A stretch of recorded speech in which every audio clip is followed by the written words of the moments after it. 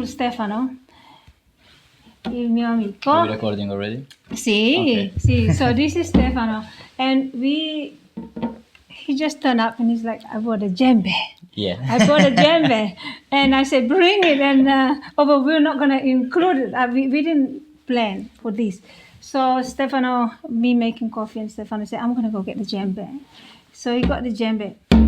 It's very loose, so it needs a lot of some tuning. It's a bit low. Just to tighten. Yeah, it's very low, but just need to tighten it up, and we just experimented. So, how many times have you been playing this since you bought it? Yesterday night, Just see? straight after the buy, I just came back with my friends and we And there you played go. some water tank, some djembe. There is the rhythm there. So, this is my friend's.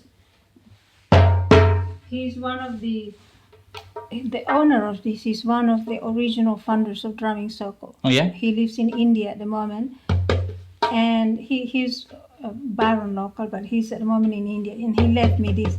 So I play this with pride. Sure, yeah. Harsha, it's for you. And so this was a really little fun that we have. That was really nice. Nice session. Just to see what sound we make with the stuff. But by the way, welcome. Thank you. Oh my God. We were looking forward for this. I know. Since we were talking about this since 2 weeks. This is how music. This is how music does, right? Right. Because we originally were talking about art a lot. Like as in, music is art, but we're talking about visual art. Where you sketch a lot. Stefano, we've sort of spent time in the music scene for a long time, and then until a few weeks ago when we just talked more. 1 month ago, right? Yeah. The last jam. Yes, the last. After the jam, we start to talk. I start to ask you about your paint. Yeah. And then you start to talk me about your website, and then you don't know about it. Then, see, that's the thing. And then, that's the thing with friendship. You think you know your friends. No, yeah. Pero at the end, like you talk more, and then oh wow, there's more to you, Thank you so much, Amara, for being here. Okay, so, for sure. Well, back to the thing, and what happened? I saw your sketches, and it's very beautiful because you use ink. Yeah, just ink. But you understand a lot about the quality of paper and the ink itself. Well, what I try to use is like natural medium, like natural ink, natural carbon ink in stick. Yeah. Now, since it's been a long time without painting because living in a van is not easy. Oh, yeah. To find a quiet space. Actually, what I do required like lots of space around me, physically and spiritual space, because I need to feel like emptiness. Oh, yes. Around of me to express myself in that kind of paint, because actually I never thought about this. It's the first time I define this in this way, I think. Mm-hmm. Yeah, because one of the first things my master taught me is that in this kind of paint the emptiness is more important than the ink. Why? Because we are talking about Zen painting. I see. And as you know, in Zen culture, the emptiness is emphasized. Everything, like emptiness, it's everything in Zen culture, in Zen spirituality. And we can appreciate the ink spot if we don't have enough emptiness around it. So that's how the composition in this kind of painting take importance. It's not just about white space.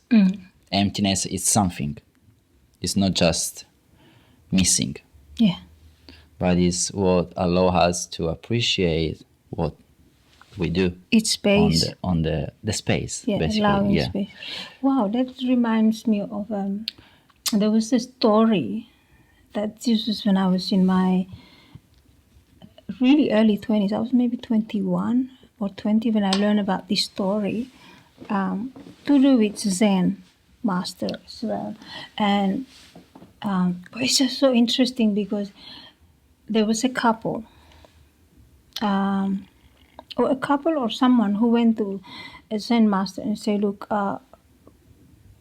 it's like the house is so filled up with so many things, Yeah. right? And so they complain about having no space. So Zen master say, go home, take everything out of the house. Everything out is completely empty. And they did that. And they went to Zen master, yeah, well, we took everything out. And then Zen master said, well, go back and put everything back in. They are so That was- cryptic. see, and that's when they learn They are so cryptic. how important the space is that what you create. It's And it's crucial. you completely forgotten that it's spacey there. It's just depending on what you fill it up with and how you perceive space. Yeah. And this is in relation to your art. It's I'm just thinking about it now, See. actually, for the first time, because like trying to explain to you what I feel about it is make me thinking about the spaces I was used to use yes, when I was painting before to come in Australia, because in Australia I'd never be able to find this kind of right space See. for painting. And I'm just now thinking about it that my best creative period was when I was painting in my house in Turin. see, Torino. See, Yeah. I lived in Torino for 7 years before to come in Australia. in the city. In the city, in the core of the city. No way. I was renting a beautiful old apartment, See, very old, but beautiful. Like yes. one of the, how can I say, big, rich people houses of yes, it's a beginning of 19th century. wow. Okay, Oh. so all the spaces were different than all we build house The modern houses. Yeah. nowadays. The thickness of the walls, See. the highness of the doors and the windows, everything was oversized Yeah. for our standard. Yeah. And the marble. Yeah, and Quality. just the parquet, the floor was the original one, was having almost 200 years. Of course, you can tell And there's a lot of art. there was some experience on the See, floor, see. but still good floor, See. And and my best period was during lockdown. COVID lockdown. My day was starting around 12 p.m. See. and finishing around 3-4 a.m. Wow. That was my rhythm at that time. Yes. Because it's actually, now I'm completely changing over The pattern. the pattern of my day, because in Australia you have to, otherwise See. right? Yeah. And I appreciate that. But when I was in Italy, for me was way more natural to wake up late and go to bed late. Well, Italians run at a different pace Yes, of life. especially South Italians. See, well, it's actually more relaxed as well. Yeah. In some ways, because And during the night there is more space. Of course. For everything. Less noise, more space, outside, inside. less things to think about, and and is easier to canalize creativity flux. At least for me, it was completely natural to set up a big table I had that time. See. Like, of course, a super old table, like heavy as fuck, like super solid table. You need at least 2 persons to lift it. It's not IKEA's product. No. No. For sure not. With a really, really weird ergonomy, actually, because all these furniture were custom made. And this family was a really tall people family. Yeah. Because I know the size current of owner of this house, and he's a 2 meters tall man. Wow. And his mom, which is, I don't know, at least 75, probably almost 80 years old, is like probably taller than me. Wow. Like a really tall people family. Yeah. It's very uncommon compared to nowadays Italians. Isn't it? But not in Piedmont. Piedmont. See. Yeah. South Italians are more, are more short for sure, but North Italian, especially that's right. West, North Italy, going up. they are way taller. See. Yeah. Different heritage, genetically different, lighter in the skin, taller. Yeah, definitely. Yeah. And more, they say, from Torino. Oh yeah. Snobbies. Yeah. From the north is north. In Italy they say Torinesi falsi e I haven't met cortesi. anyone from Torino No, that is snobbish. I loved Turin people, to be honest. But I haven't met anyone who's actually snobbish from Torino. No. I mean, I knew someone. Maybe some, but I knew anywhere. someone. Yeah. Anywhere you find snobbish people. Even in Byron Bay. See. So then this empty space, this emptiness, this solitary in the night, it's super important for you. Crucial. And for many people too. But you said it's till 3, 4 a.m. in the morning. Yeah. And what I learned was there was time when we would play music in the street with Charles as well and Adi, and we stay until 2, 3, 4 in the morning, and there were few nights until 5, right? And you can't force to play fast beats. Once you get to midnight, the mood shifts. Yeah. And you start to play in a meditative terms, like the mannerism of praying. You start connecting on much higher, something profound, almost spiritually profound that time of the night towards the early mornings. And apparently that's what happened when monks, people in monasteries, they pray at that early dawn hours. Yeah. Spiritual time. Before sunrise. See, isn't that amazing? That That's the quietest moment of the day. By nature, we are in tune with it. Just before sunrise. And then with the sunrise, there is another shift. See. And you produce a lot of art during this time, I would say. Was my most productive period, for sure. And the ones I was able to sell in Italy before to come in Australia, they were made in that period. Wow. Yeah. So did you exhibit as well? Yeah. Just once. Yeah.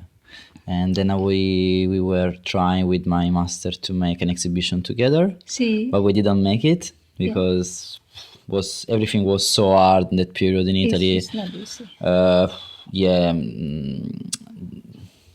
We needed to deal with a lot of restriction in everything. Was pretty stressful, so we gave up at that time, and we said, okay, we will do it another time. But then my life changed, and I came here, and And how long have you been here? So this is my second year already Sí. in Australia. Sí. I was not here continuously for 1 year and a half, but in between I traveled a bit in South Asia, Sí. and then I came back in Italy to visit my family. But I did the mistake to arrive in Italy at the beginning of the spring. Oh. So once the spring was done, I was actually still waiting for my second visa to be granted. Sí. And when you live in South Italy and the summer is starting, you can't leave. You can't. Simply. There is not so many to talk about. You can't leave. It's a becomes paradise. moral obligation to stay, you know. Because it was a beautiful season. That year was beautiful. The spring was beautiful. I enjoyed the full spring and the summer as never before. Wow. Never was my best summer in my own town and in my own part of seaside where I was born and where I grew up. But I never leave the spring and the summer as that year, because all in the past years I was having the university or the school, you know, so I never had the chance to enjoy the full spring and the full summer, even if I was working, because I was working to maintain myself, but with another mindset. Because my mindset was already changed thanks to Australia, you know, thanks to Australia lifestyle. And once I was back in Italy, and I just set another dimension to live my own life. Also, the spaces where I was living were different for the first time, because I was living in my mom new house, which was actually my grandma house, Sí. but she renewed it she restored it in the time I was here. And when I get back in Italy, the house was ready.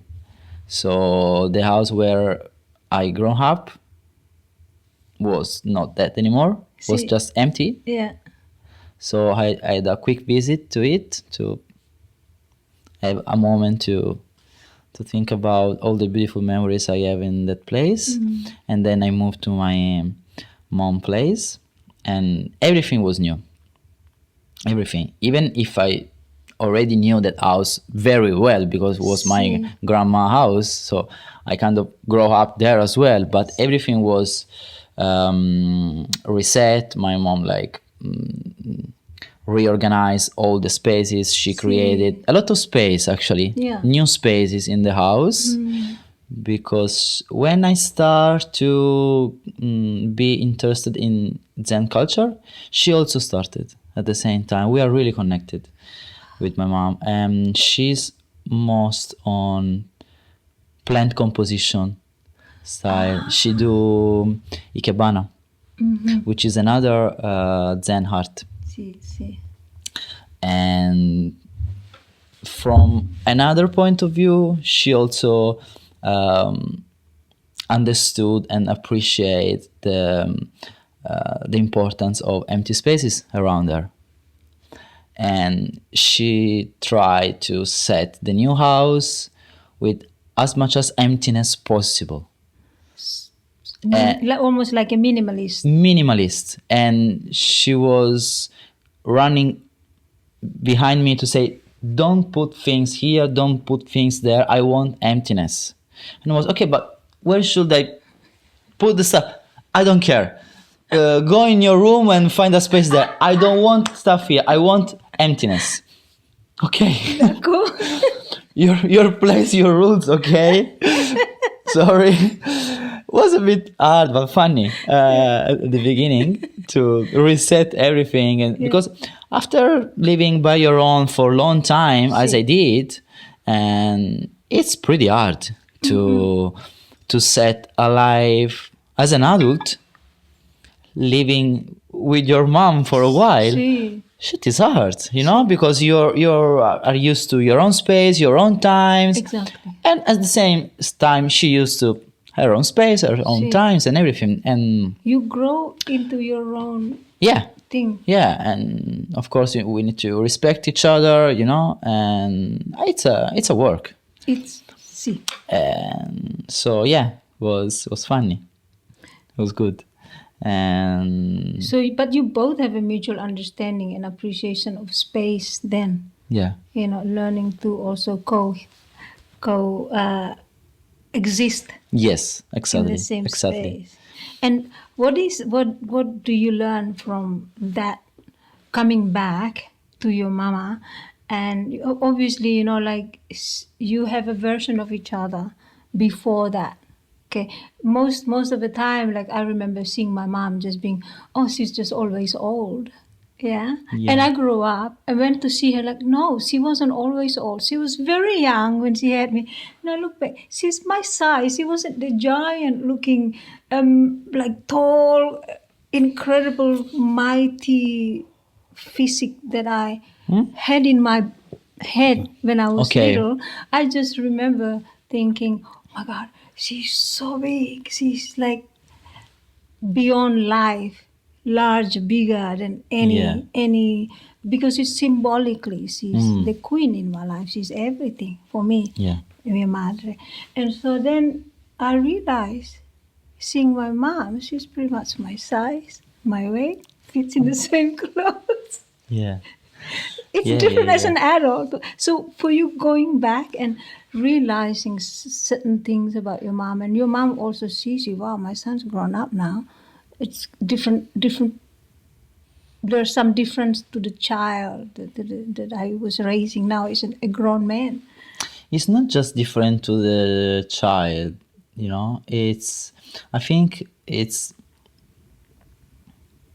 I think I came back as a different adult than I was before my departure, because I'm 31. When I left Italy to come in Australia, I was not a boy anymore. I was an adult already. See. But no one was able to explain me all, but everyone was telling me, you're different.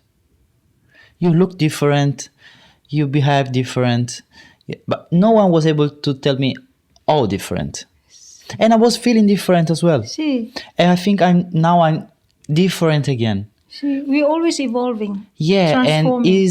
I think it's the bright side of staying away from your love, from your beloved See, for a beloved, long time, because it's not easy sometimes to keep the connection warm and alive with everyone, because we all have different way to interact to our beloved, but not for everyone it's easy. Also, if we have now the most powerful instrument in our hand all the day long, that doesn't mean that we are able to keep the contact warm, See. because it's something different. We can be able to keep the contact warm just using letters, as back in the day, or just using a smartphone. It's fine, but that also need an effort, It's a great thing to be able to recognize that. Yeah, and it's not easy for everyone. For example, with my brother, it's so hard. I love him so much and he loved me so much. I never doubt about that. But it's the hardest person to stay in contact with. There's always one member in a family. Sometimes I call him and say, hey, you remember you have a brother sometime? Because he's not really into social media. He's a scientist. See. He study. He love what he's doing, and and he's really into that. He's the opposite of me in almost everything, in the look, in the behavior, in what he does, and his kind of focus is very different than my focus. He's the kind of person that stay focused on one thing and go really into deep. that, you know. That's great. He's great. I really admire him for this, but I'm the opposite side.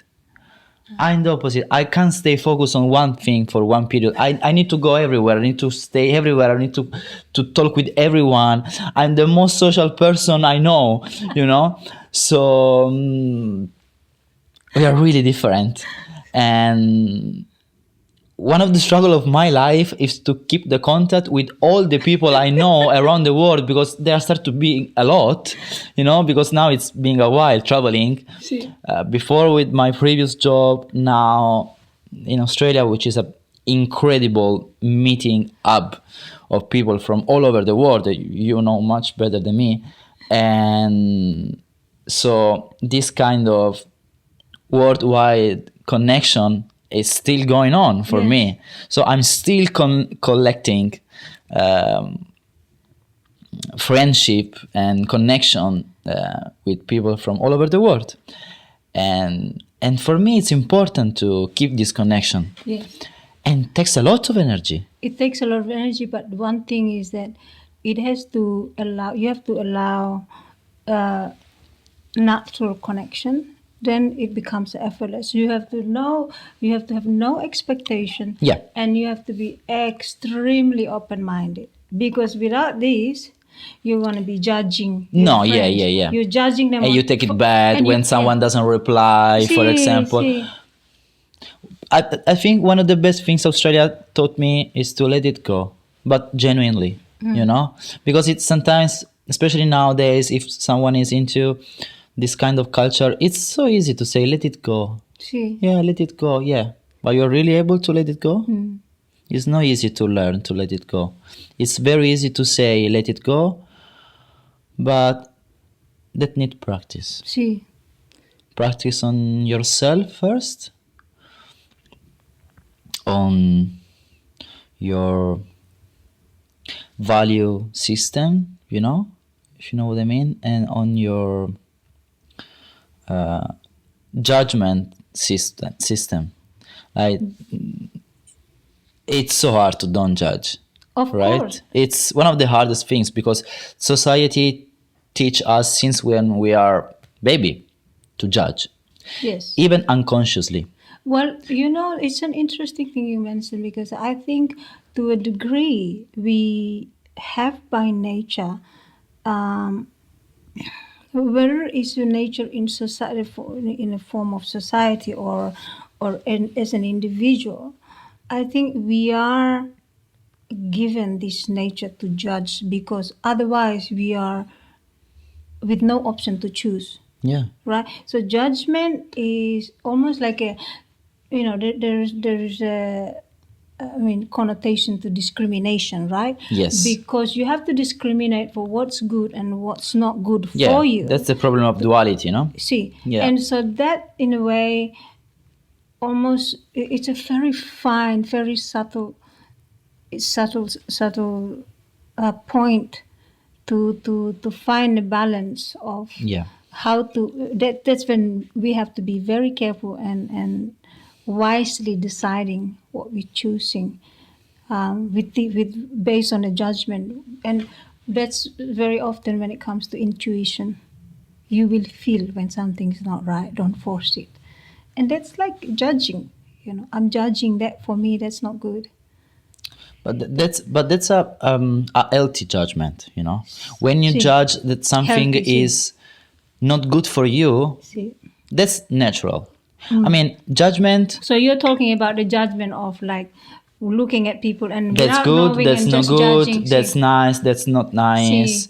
It's different to say this is right for me, this is not right for me. That's a different form of judgment, right? And I mean, at the end, we invented the judgment.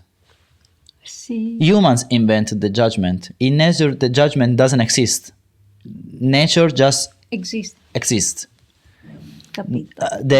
Also the most intelligent animal, they judge what is good for them, for their how can I say, for their life, for their necessities, for they need it, and that's it. they don't go over. We go over. Oh yeah. We overthink, we overjudge, Overbuying, over-consuming. over everything, because we built this judge-based society, right? So since we been grown up, In it. distinguish everything with a filter, right? Through a filter. This is good, this is not good. This is appropriate, this is not appropriate. This is for boys, this is for girl. I see. Right? And going on, once you recognize that, which takes effort or takes some trauma sometimes, for me it was like that. And once you recognize that, it's the first step. And from that point, start the work of try to eliminating the judgment from us, which is probably an endless journey. I'm not saying I learned to do it, but for sure now I'm conscious about it, and I constantly work on myself to say, okay, am I judging this? Oh, why? Sometimes things are just easier if you don't judge. So much easier. The life is so much easier if you don't judge. And let me tell that Italian culture in particular, it's a really, really full of judgment. The first thing they see is like your clothes, your shoes. Oh. It's the first thing that I noticed, like your clothes, if your hair are just fresh from the shampoo, you know. If you know these kind of things, if the brand you're wearing it's a good one, if it's a brand new one, if it's a second-hand one, oh my god, that's so superficial. And for sure this is one of the biggest lessons I'm having in Australia, because people are so much like way more detached from this kind of judgment. Well, the younger generations are more because they travel more, and I've noticed they've become so much more free from the old culture. Yeah. Also because what I've noticed is because they travel, then I mean their elders staying back home and grow old, and they don't just travel like you. Then you know in some cases with Italians, newer generation, they then reside overseas because financially, current economic situation is not fantastic. So they are not that they don't love Italy, not that they don't love their parents, but financially they prefer to be elsewhere because they can make better money to work, and then they have a family. Because they don't care. But they don't care anymore about, not that much about the financial situation, but they care more having experience in life. But another thing is also because of that situation, they don't go home often. So now that their elder parents are having to be looked after by other people, which is not in Italian tradition, right? No. So there's a lot of people like from the Balkans go get paid to go and look after the parents. And I'm speaking because I've witnessed so many of my Italian friends 100%. And families doing this. And it's not because they don't love their parents, it's just they don't have a choice. And so then, just that alone, it makes you open to trusting other people to look after your parents, look after your beloved ones while you're away, because you've got no other choice. And you living overseas, you have to recreate connections. You have to start brand new life. And so then I guess the judgments start to slowly disappear. But not to say that everyone is able to do that, because just like anyone from any culture, you can still bring your Italy everywhere with you. That's so true. It's a mentality from and always. That's also why I think that's why we are like our group of friends is very different. Everyone is super carefree about sticking to an old culture and old tradition. That's like, oh, because this is the best from my. We don't preach each other. We Yeah. just let each other be. Yeah. And art connect us really well through this, and it's a great platform. Yeah, that's a point actually, because like living in a van and being moving constantly.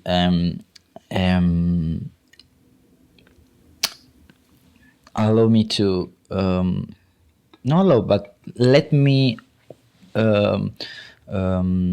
recognize exactly what you just said, like, because someone, now we are taking the Italy example, so we keep going Sure. there, but doesn't matter. Italy, like another culture, is the same, but you can immediately recognize when someone is unconsciously trying to keep his own culture values and bring them in another place, which is not bad by itself, See, but that means somehow being stuck in your own value and force yourself to fit your value in another culture. see, And that's a constant fight, actually.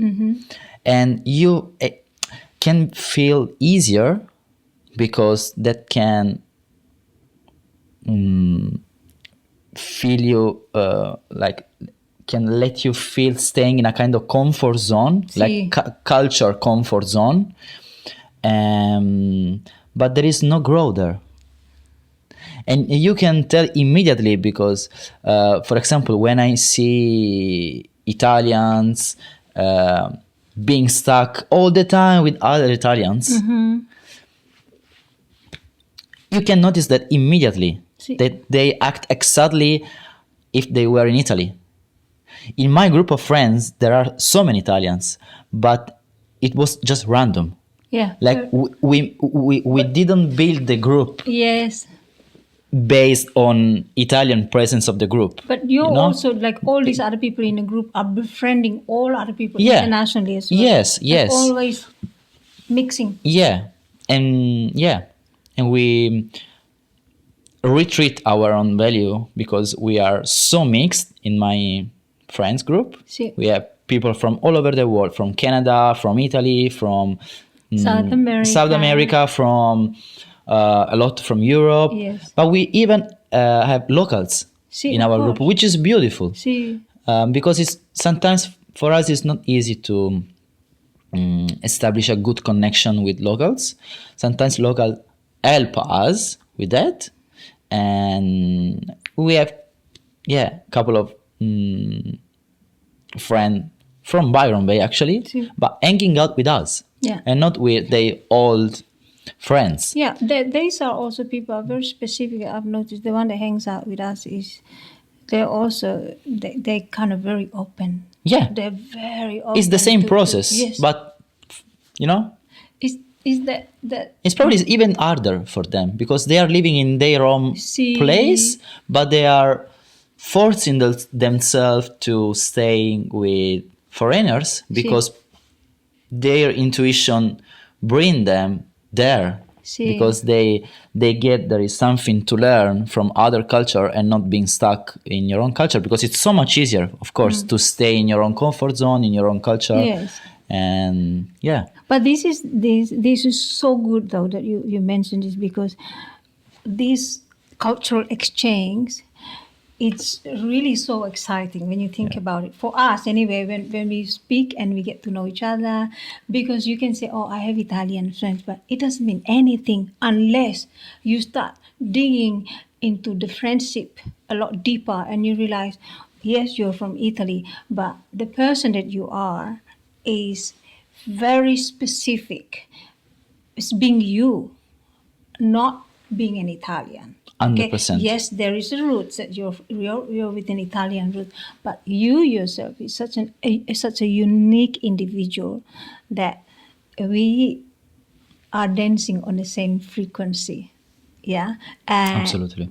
And when you look back, or when you put yourself like as an observer into the friendship relationship or whatever relationship, and you realize, wow, look at these people from everywhere. Yeah, yeah.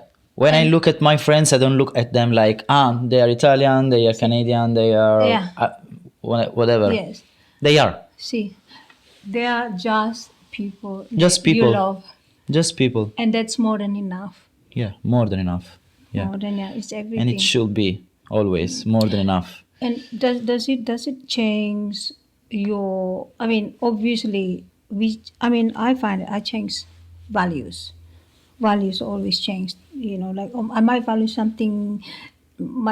something last year. This year is different thing. Like I abandon. Like that's no longer valuable. I'm Yeah. moving on Yeah. to something better, because we all aim to do better in our life, to become, at least for ourselves, not for anybody really, just improving situation or the way we think. Do you find the same? Yeah, changing 100%. values. 100%. 100%. And what was it like when you were growing up in Italy, being with a very authentic Italian influence? The friendship that you have. and Somehow I always felt myself kind of different. Always. Since when I was a kid. See. I always being in big friends group. See. And this is a peculiarity of my hometown, because we are really glad of it, because we are really well known around, because we are a bit more open than usual, hanging out in bigger groups. And this is always being a point of discussion with other people from surrounding, no, in my own town. They always say, you from that town, you always used to be in a really big group, or you can make it, you know. Yeah. And I think this is because back in the days, my hometown was really lucky, being like really open-minded in the culture, hosting really high-profile personality from all over the world. Like Byron. Yeah, it's a kind of, yeah. No, I wouldn't say, Different in a way. I wouldn't say, now we are just enjoying the heritage of this. But I think it's not like that anymore.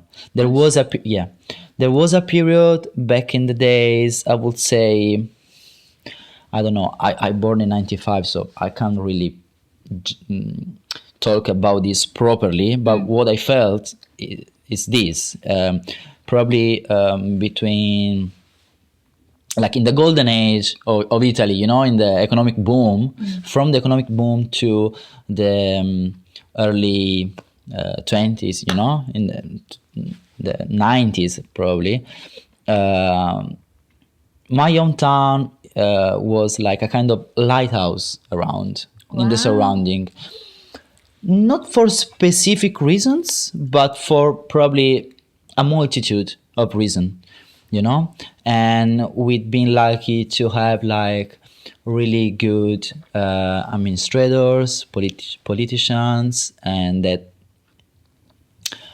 they were like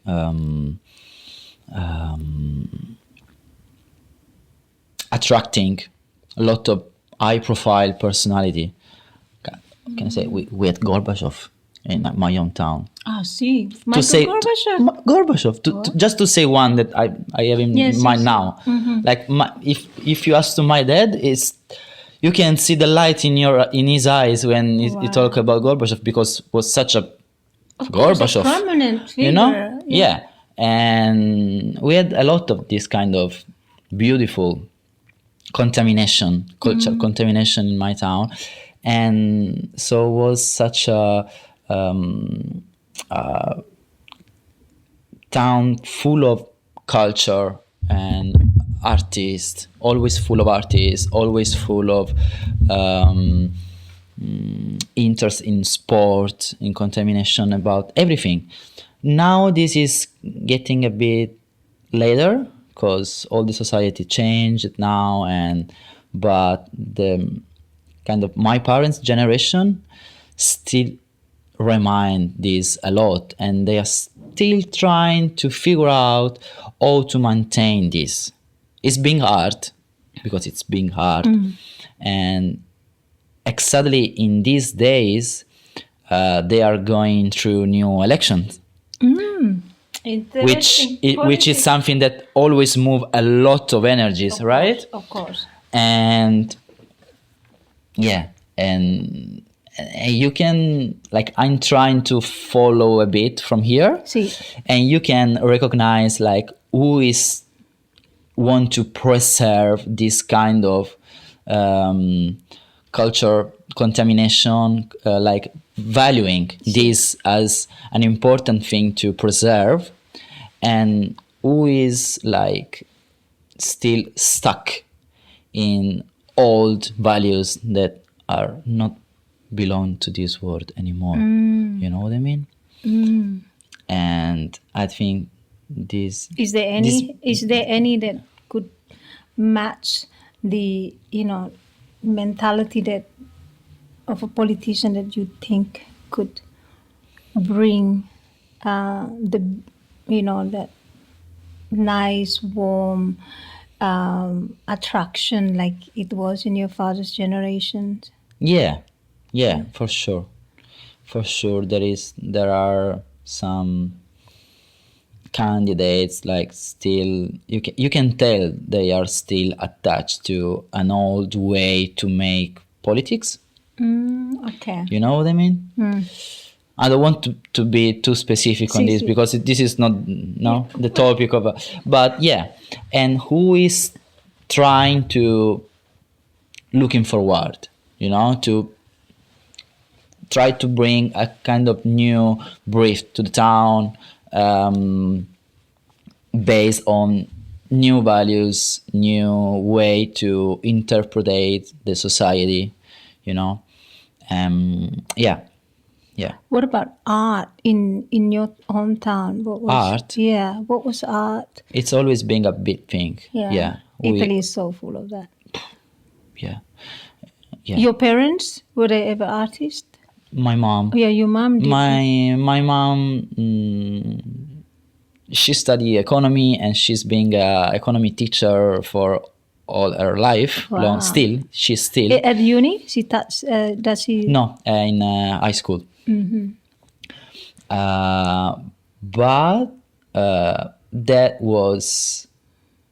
pathway was feeling right at the time where she started her own pathway, but she always told me I should have followed another pathway, probably, like, because she always been really passionate about gardening, plants, and arts in general, visual arts and music. She always been playing guitar, and then in the middle of her 50s, she started to play drum. Voila! Yeah. But this is the thing that every older generation, when you ask, what would you advise me? Just about every one of them say, don't live with regret. You need to follow what your heart tells you to do, because they always say, not always, but many of them would say, I didn't do what I wanted to really do. Yeah. And personally, I probably talk like too literally, A little bit. I have been lucky. A little bit. I have been lucky. Yeah. My mom always told me, probably my life wouldn't be like way different. I probably wouldn't have you and your brother, Yeah. which I will never regret, of course. But if I would have followed my dreams, I would that's been studying like gardening design or this kind of stuff. Yeah. And she's always try to apply this passion to her garden. And you can tell there is a lot of love in her garden. You can tell immediately when you get there. Oh, that's you know, beautiful. And my dad is a different person. My parents are not together anymore since lots of years, but I got influenced by both of them for sure. See. Probably more from my mom, probably, but for sure I took many things from my dad, of course.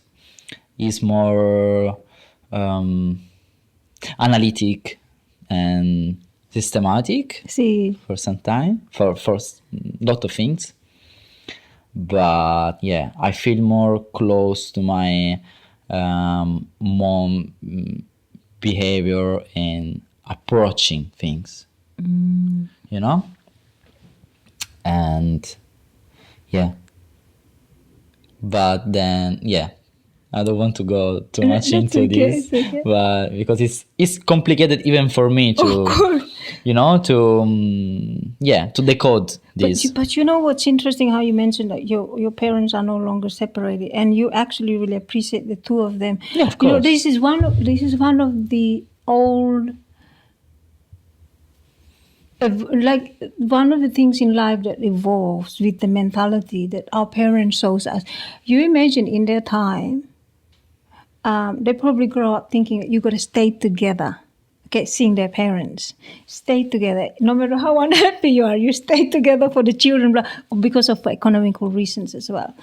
And come to the time, and they amicably separated, and then they say, look, we don't have to stay together. So then it gives us children the freedom to not stay and be torturous in a relationship that doesn't work, can still remain friends with each other, and be appreciative of each other's time. And so then we learn, like this is the thing in the Western world. I see people say broken homes. They say broken homes when your parents separated, and I'm thinking that's not broken home. It's a broken. Basically, it's your way of seeing what is brokenness. It just separated. Two people separated. It's not. That's not. A broken home is a different thing to a what you call a broken relationship. Yeah. Okay, and a relationship that breaks down is a lot more. It's a lot more painful. Yeah. Because it comes with so much pain, and it's hard to heal. Yeah. Takes a long path sometimes. And with a broken home, your home's not broken. Your kids still united. You're still parents with your children, to your children, and your children still adore you as parents. You're still in a union of a home with yourselves as parents and children. So I don't think that's a broken home. And it's just two people separated, but doesn't mean the homeliness of them being together is gone. Even when something is broken, that doesn't mean that it's not a chance to rearrange the piece in a different way.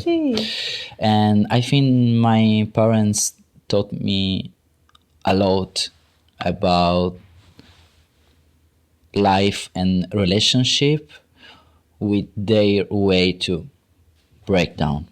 Because this is my biggest pride in my family. When my parents decide to break down, my dad will never forget that moment when he decided to communicate to me their decision. He was super concerned, I was I don't know. I was 14, I guess. Okay. But it's not for me. It's not easy to pin that moment in my life because it was really fluid for me. See? I was waiting for them to get separated. Okay. You understood something. Yeah. When my dad communicated to me, well, me and your mom decide to don't stay together anymore, my reply was, finally, man. Yeah. Okay. See, you're supportive. Finally. You were supportive. Well done, I say. He was, what? What? Did he really say that? Yeah. Was not good anymore You for are anyone. different. You are different. And you You are know, different. I will never forget his face Yeah. when I told him, finally, well done, good job. Was he was like, what?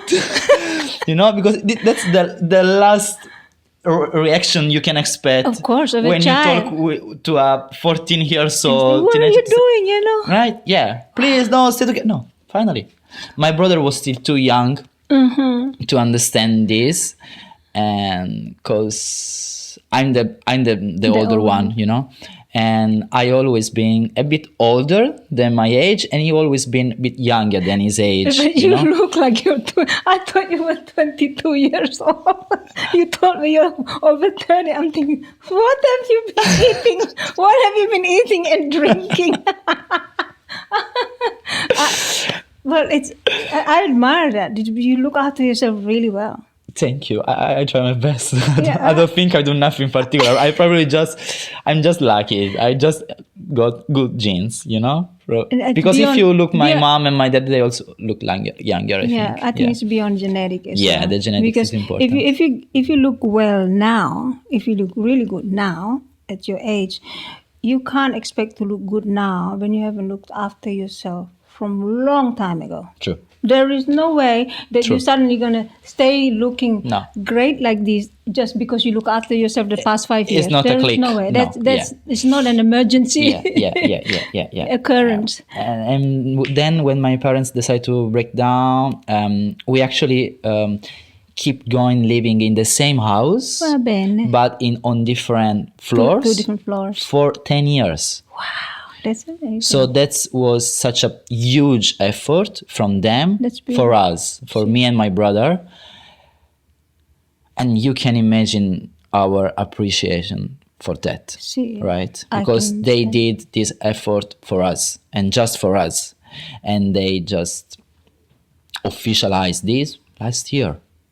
Last year. Wow. It's beautiful. Incredible, And this taught me a lot about relationship. And I think this is also why I always kept a kind of good friendship with all my ex or in general with girls I had some to share, you know. After all, you shared a life, a relationship together. Because I always seeing my friends going through the biggest dramas, you know, when they were breaking up with... And you know, Italians love drama. I'm not saying that like I always I always passed to a big trauma with my ex before to come in Australia, because we broke down just a few days before to come here. She broke down to me, and it was probably the hardest period of my life to be here alone. And after the biggest breakdown of my life, but I think it was also the most precious experience I had, and one of the things that taught me more than everything else. But yeah, for sure, my reaction to that was really conditioned by what I learned from my parents, you know, because consciously or unconsciously, I don't know if they even know, they taught me a lot about this, yeah. And we are all very proud of our managing of the family life through the last decade, pretty much. That's so good. Yeah, It's such a unique example. I don't know other families that break down and that parents still living in the same building for so many years, still being collaborating for the wellness of the everyone's the wellness. family. Yeah. Everyone wellness. That's yeah. It's such a I think first of all they must be really good friends with each other. Your Yeah. parents. yeah. For sure. They are, yeah. I think they have a fair relation now. That's good. Fair. They are not the best friends. Yeah, but you know They already share a lot. So you don't always have to be so perfect with each other to be they friends. just realize that things have as an end, a beginning and an end. See, nothing lasts forever. Yeah. And we are the result of this. Yeah. So yeah. But it's not often. I mean, I'm thinking that maybe there would be some other parents who do similar things like sure. your parents do. But you know, I think it's a very difficult thing to be in such a situation where your parents, you know, coexist like that for over 10 years and. Because there's aspect of their lives where they need to see other people, you know, and then they have to also be very acceptance of it and make peace with it and not to go against each other. It's a really difficult. I cannot imagine the hardship that some people goes through because. It can't be that easy. So I think, it's not a cultural thing to do this. Yeah, it's not Exactly. not an Italian common culture. No. So we become not products, but the result of how environment is set, and the situation, circumstances. And the way our parents approach these situations or the changes of circumstances, it really does help with the environment, our daily environment, to be where we're at. And one thing is knowing when you're an adult, you can always choose though. Sometimes, you know, of course we always can have parents who make mistakes, right? But sometimes we hang on to that mistake to say, because of this, because my mom did, because my dad did this. But you know it. They're just human beings, but you still hang on to their fault. But why don't you just move on? Why don't you just say, I'm myself now. Yeah. I'm free to be however, wherever, whoever I want to be from now on. And still working on it. Well, but yes, we all. I mean, I'm still working on it. For sure, all the time. Everyone is on a specific point on his pathway. For sure. Yeah. As I say, my values change all the time, and so like I'm working on part of myself, and then I get to that, and I'm thinking, but it's something else. Circumstances change. Like I have to reevaluate my values. And so every time I go back, see my parents, like, who is she now? Where they living now? Where their parents are living now? On my home islands. And so when I see them, what I'm really blessed is that they don't have expectation of me. I love that. They don't have expectation of me. That's amazing. And you know what I learned is that the biggest lesson in my life, really the biggest lesson in my life, with families, I'm the one that's like you, so different. Yeah. I'm off the group. Yeah, I'm off the group. My comfort zone is everywhere, to be everywhere, to be myself, not to be restricted. I learned not to draw a line and say this is my box. I learned not to do that to myself, and it takes many decades of practicing. You become aware of it from young age, but you take decades of practicing because it takes a while to understand things in life. You can't force to be with a little bit of wisdom when you're not with the life experience.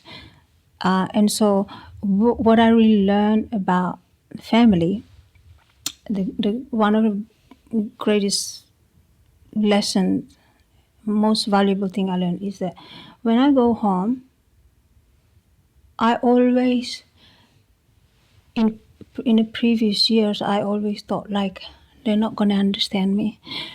They're not going to understand how I love them, right? I was so, to a degree, consumed about that, but at the same time, in the back of my head, I know that my family, they'll always love me.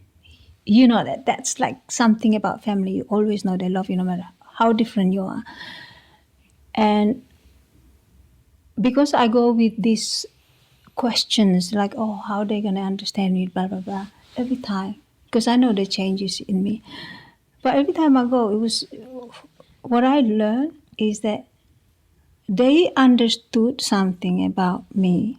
Out of love, I think. Every time I go, I don't worry about trying to show them how much I love them. They have they have come to the understanding that I am so far away, always evolving. And for what they make me understand, it's so much easier for them to show me as a village, as a family, as the bigger, larger group, how it's so much easier for them to show me how much they love me than me, an individual running around trying to show everybody I love them. To show, not to say, to show. To show. And so that's when you feel, oh my God, you go there and life is like no other that you can ever find. It's not because there is luxury, not because of anything. It's the warmth. It's the warmth, it's the fact that no one expects anything of you. They let you be however you are. Every time you go back, they let you be. And they never question. If they question something because they wanted to know, but not about me. And so to this day, if I'm having crisis because I don't understand culturally, something changed, I grew up differently, and they can see my frustration. They don't go ballistic and fight back with me. They sit down and they say, "Oh wow, well, this something changed now here," and they accommodate my presence in whatever chaotic sense I have. They accommodate my presence to say, it's okay, we're here, you're safe. So but they don't say, they show it. See, so because they show it, I feel like the only reason I would go to the same place over and over because of the people who loves me. Yeah.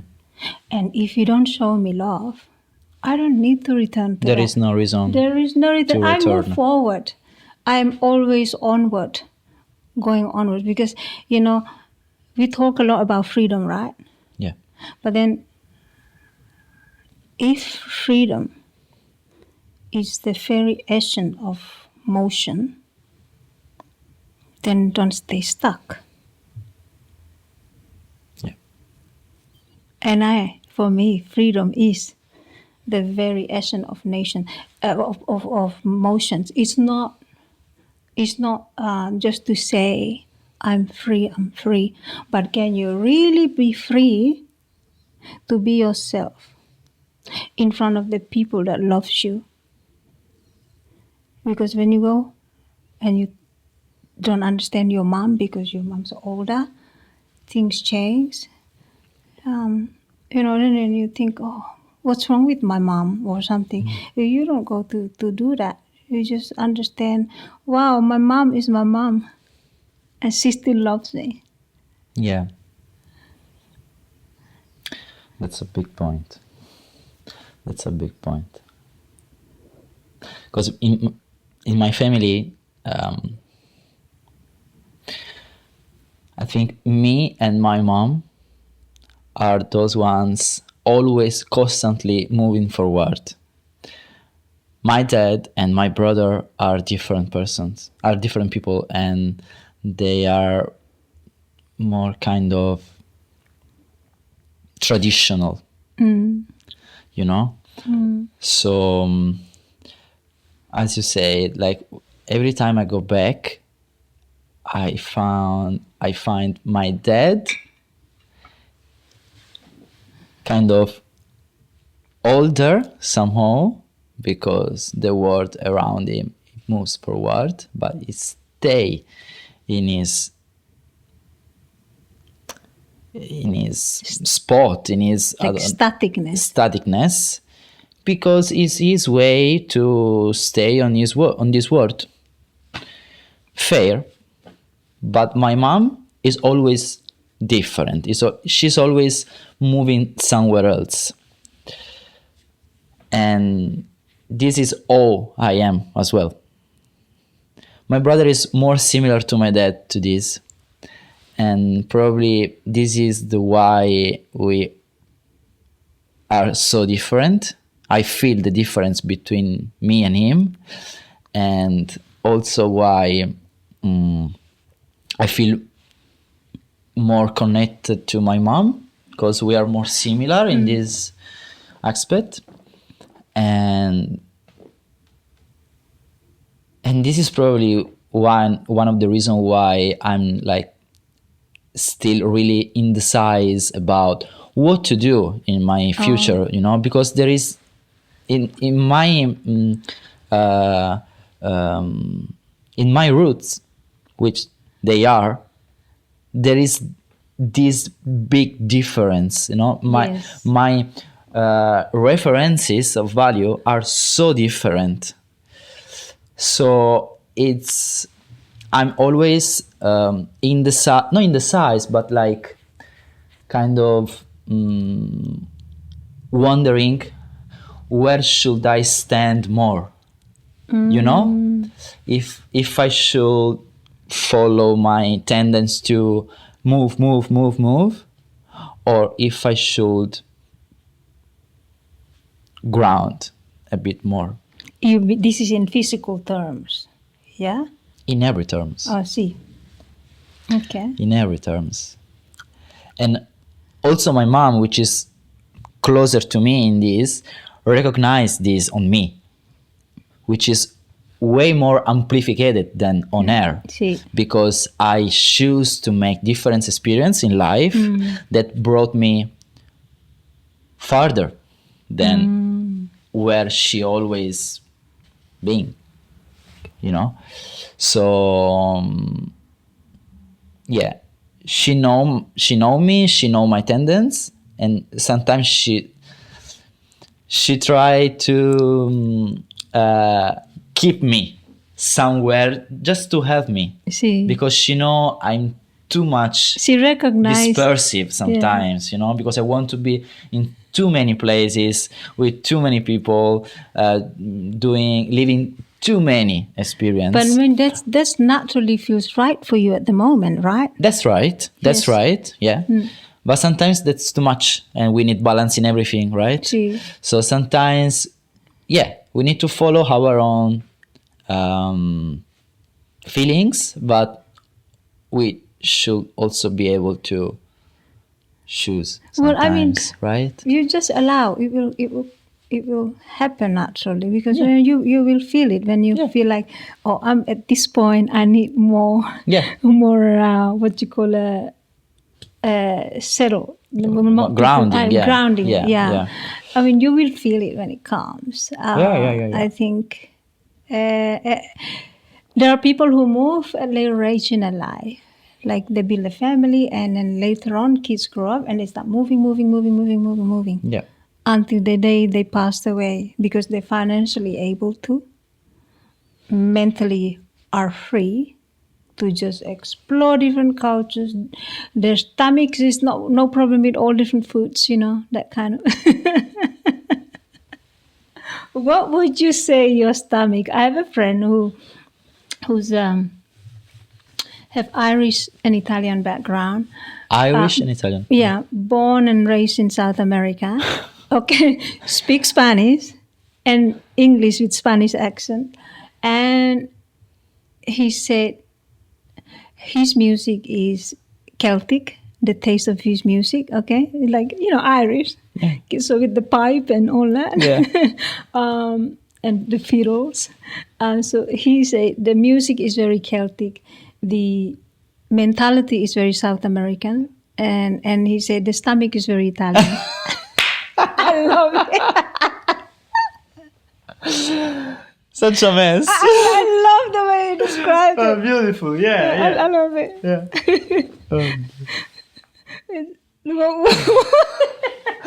That's a beautiful definition. Yeah. Well, yeah, he didn't say it in this way, but then I translated in that way. So I understand. Oh, when he said, "Oh, the food is more like this," I was like, "Okay, so your stomach is very Italian." He's like, "Yeah, that's right." That means picky.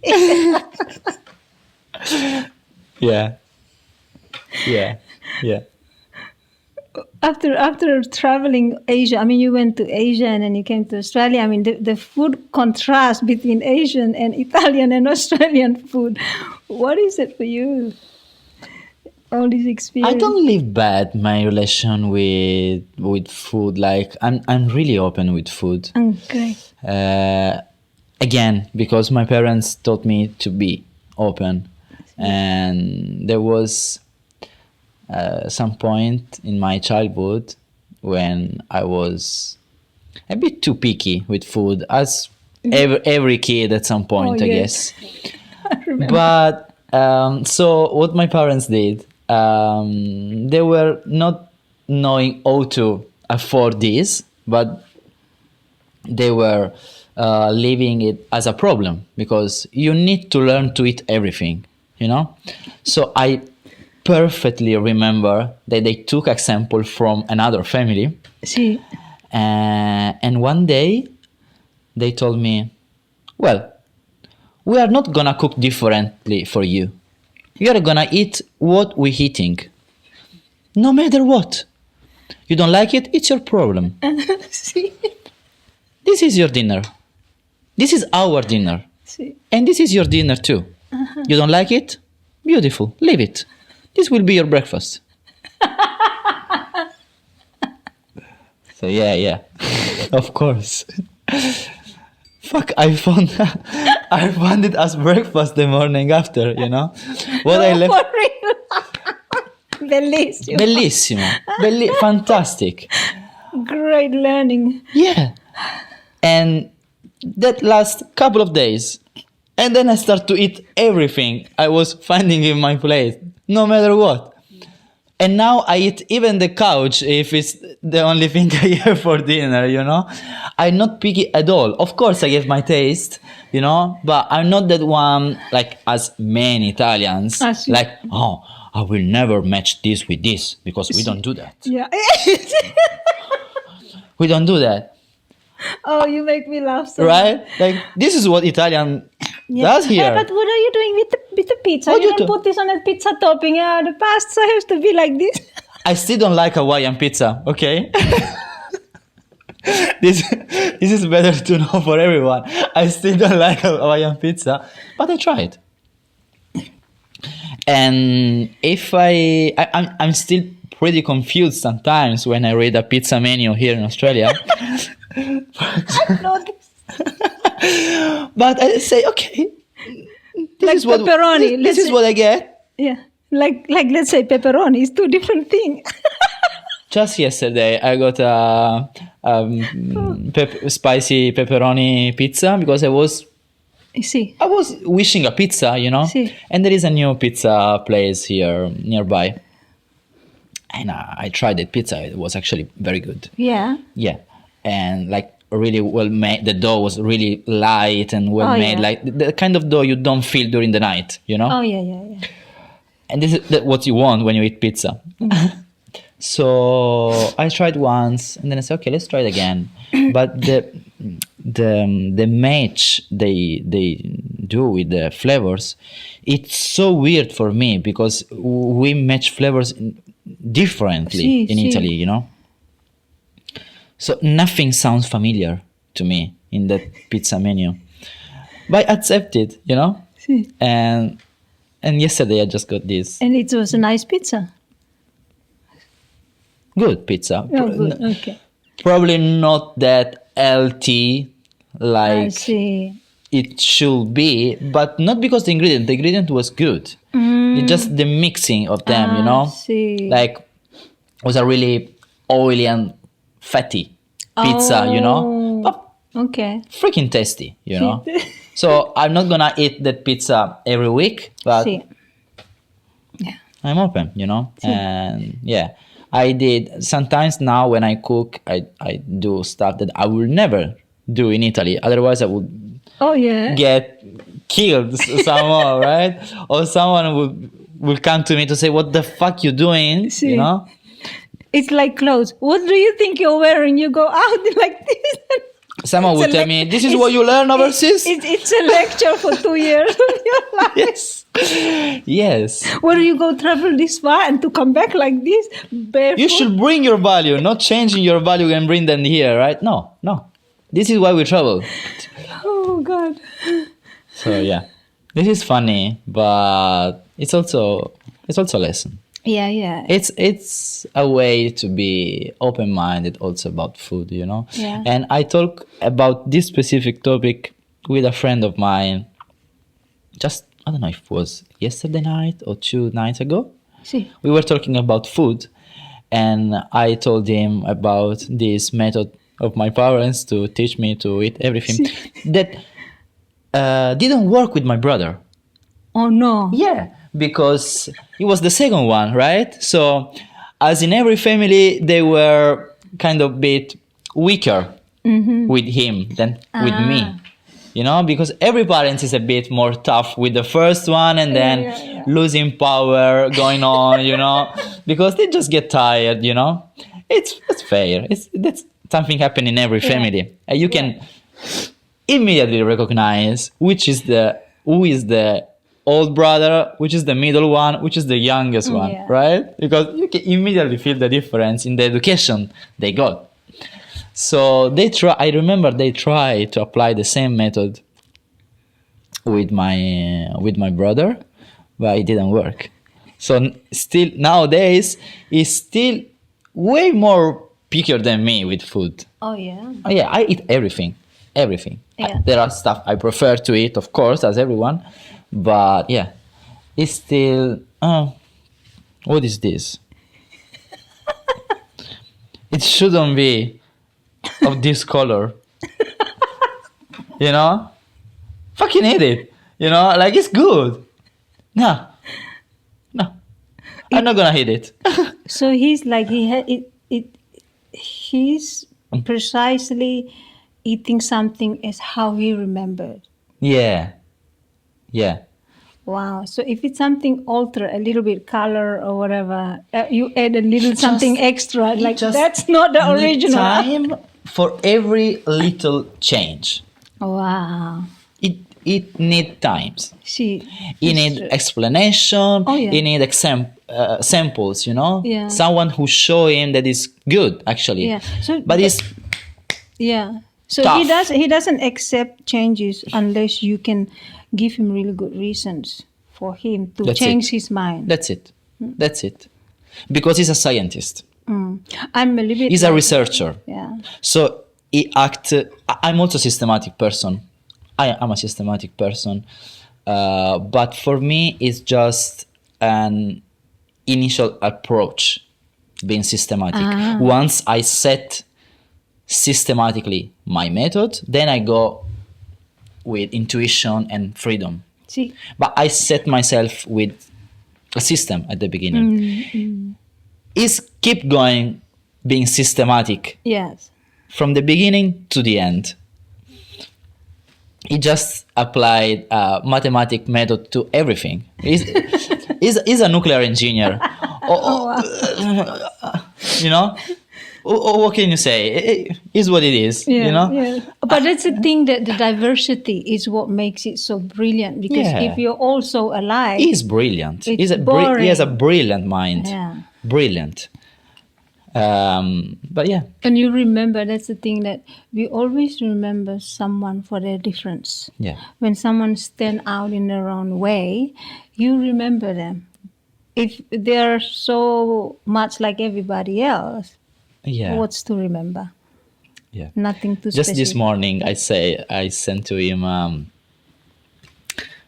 review about some studies See, around about um, cancerogenic or solar sunscreen, okay. because we had a kind of fight last summer when during a lunch about this. Yeah. Because I was saying, I was saying sunscreen is rubbish. It is not good for the skin. I think so too. And he was saying, no, there are studies about this. The sunlight is cancerogenic, so we had to use sunscreen. And I was saying, yes, but the sun is cancerogenic because we don't get used to the sun gradually. Because especially in Italy, we are used to get in holiday all at once in August. And people pretend to get tan from August 1st to August 31st, you know? And they fuck their skin because their skin is not ready to get the sun, and they want to get the sun all at once in the hardest moment of the year for the sun. And so I was saying, he has also different skin than me. I'm darker than him. And I was saying, look at me, I never get burned because I spend more time in nature, getting sunlight. So it was actually a long conversation, and we were confronting each other about this topic.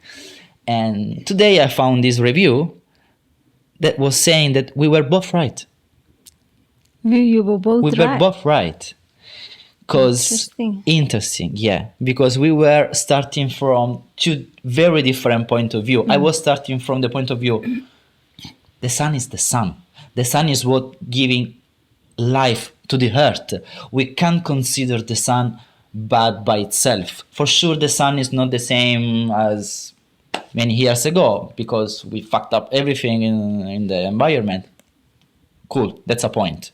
But still, the sun is the sun. And we can't be scared of the sun because we've been built literally by water and the sun and everything, right? The elements of nature. Yeah. And this study was saying about, there are studies that prove that the sunscreen are cancerogenic, but also that the sunlight can be cancerogenic if we are not taking it in the right modes. See. So it's overconsume.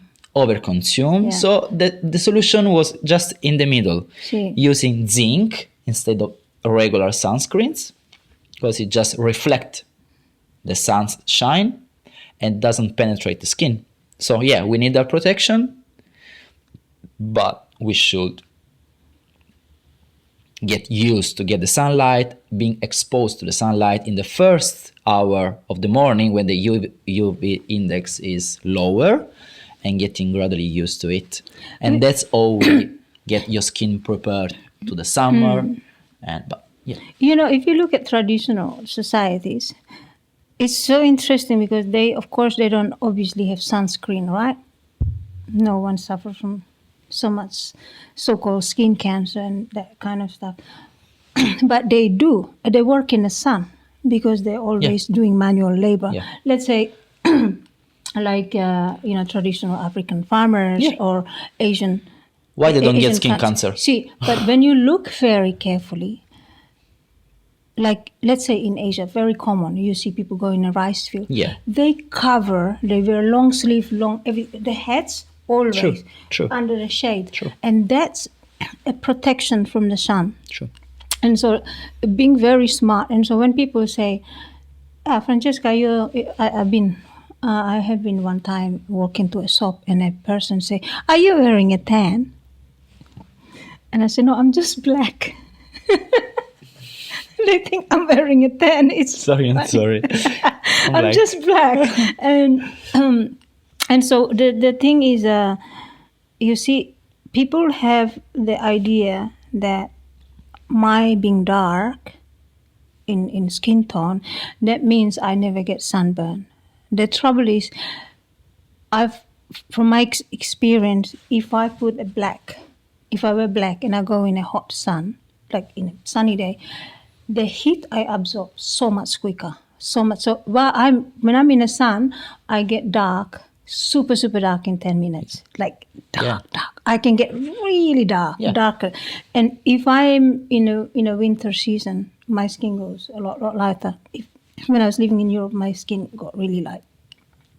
And so this is one of the very interesting thing that I actually have to explain to people. It's not true that I can withstand the sun better than you, because I say you try, go in summer wearing black, stay on the beach all black, you will feel the heat so much quicker and a lot more amplified. But if you're wearing light, it reflects. If you're wearing white, it reflects. So in summer, I understand. For me, I just go with hat, long sleeve, and all that. It's the only way I can stay out in the sun. And I do stay in the sun, but not to a degree of abusing myself. Abusing, because and then you easily feels dehydrated and inflammation, and that's just me. Maybe other people are different. And it's also that we, as so many other things, we treat the tan as an aesthetic value, forgetting that the tan is actually a natural protection of the skin, right? So that's what I was saying before. People want to get tan because it looks cool. But getting tan gradually is such the natural protection, is the natural shell that our skin build for itself to stay healthy under the sun. Not to abuse it within 1 month, like you said. Yeah. So my personal strategy now is just to live constantly between summer and spring, trying to avoid the winter so I can stay half naked, all the day long and get my skin used to the sun. It reminds me of, I remember seeing a meme on the internet. This is like I don't know, 18 years ago or so, with a picture of a turtle on a beach. A turtle. Toto? Turtle. Turtle. Yeah, Okay. turtle. Okay. Toto? Toto? Who is Toto? I'm sorry, the pronunciation. No. A turtle. Of course, mine is. And it says that they say, if you try to stay away from the sun, then you with the sunscreen protection, and you don't get cancer, and with all that protection, right? And then they put this picture of the turtle living by the beach, live for more than 100 years, right? And they say, look at this. Look at this. Yeah. I love this kind of silly jokes. Yeah. And also because I think health comes with so many different aspects of it. It's not just the sun. Our way of thinking, our way of consuming anything. Thinking is consuming. Yeah. Thoughts consuming. And like I find that if I'm overthinking, I go to music, I go to art, erase everything. When you feel you're overthinking, you go to every some time, creative activity. Every time, I just like, no, I'm not. Just to release that energy somewhere. Overthinking in really good ways, I love it, because when I'm painting, I'm overthinking of ideas.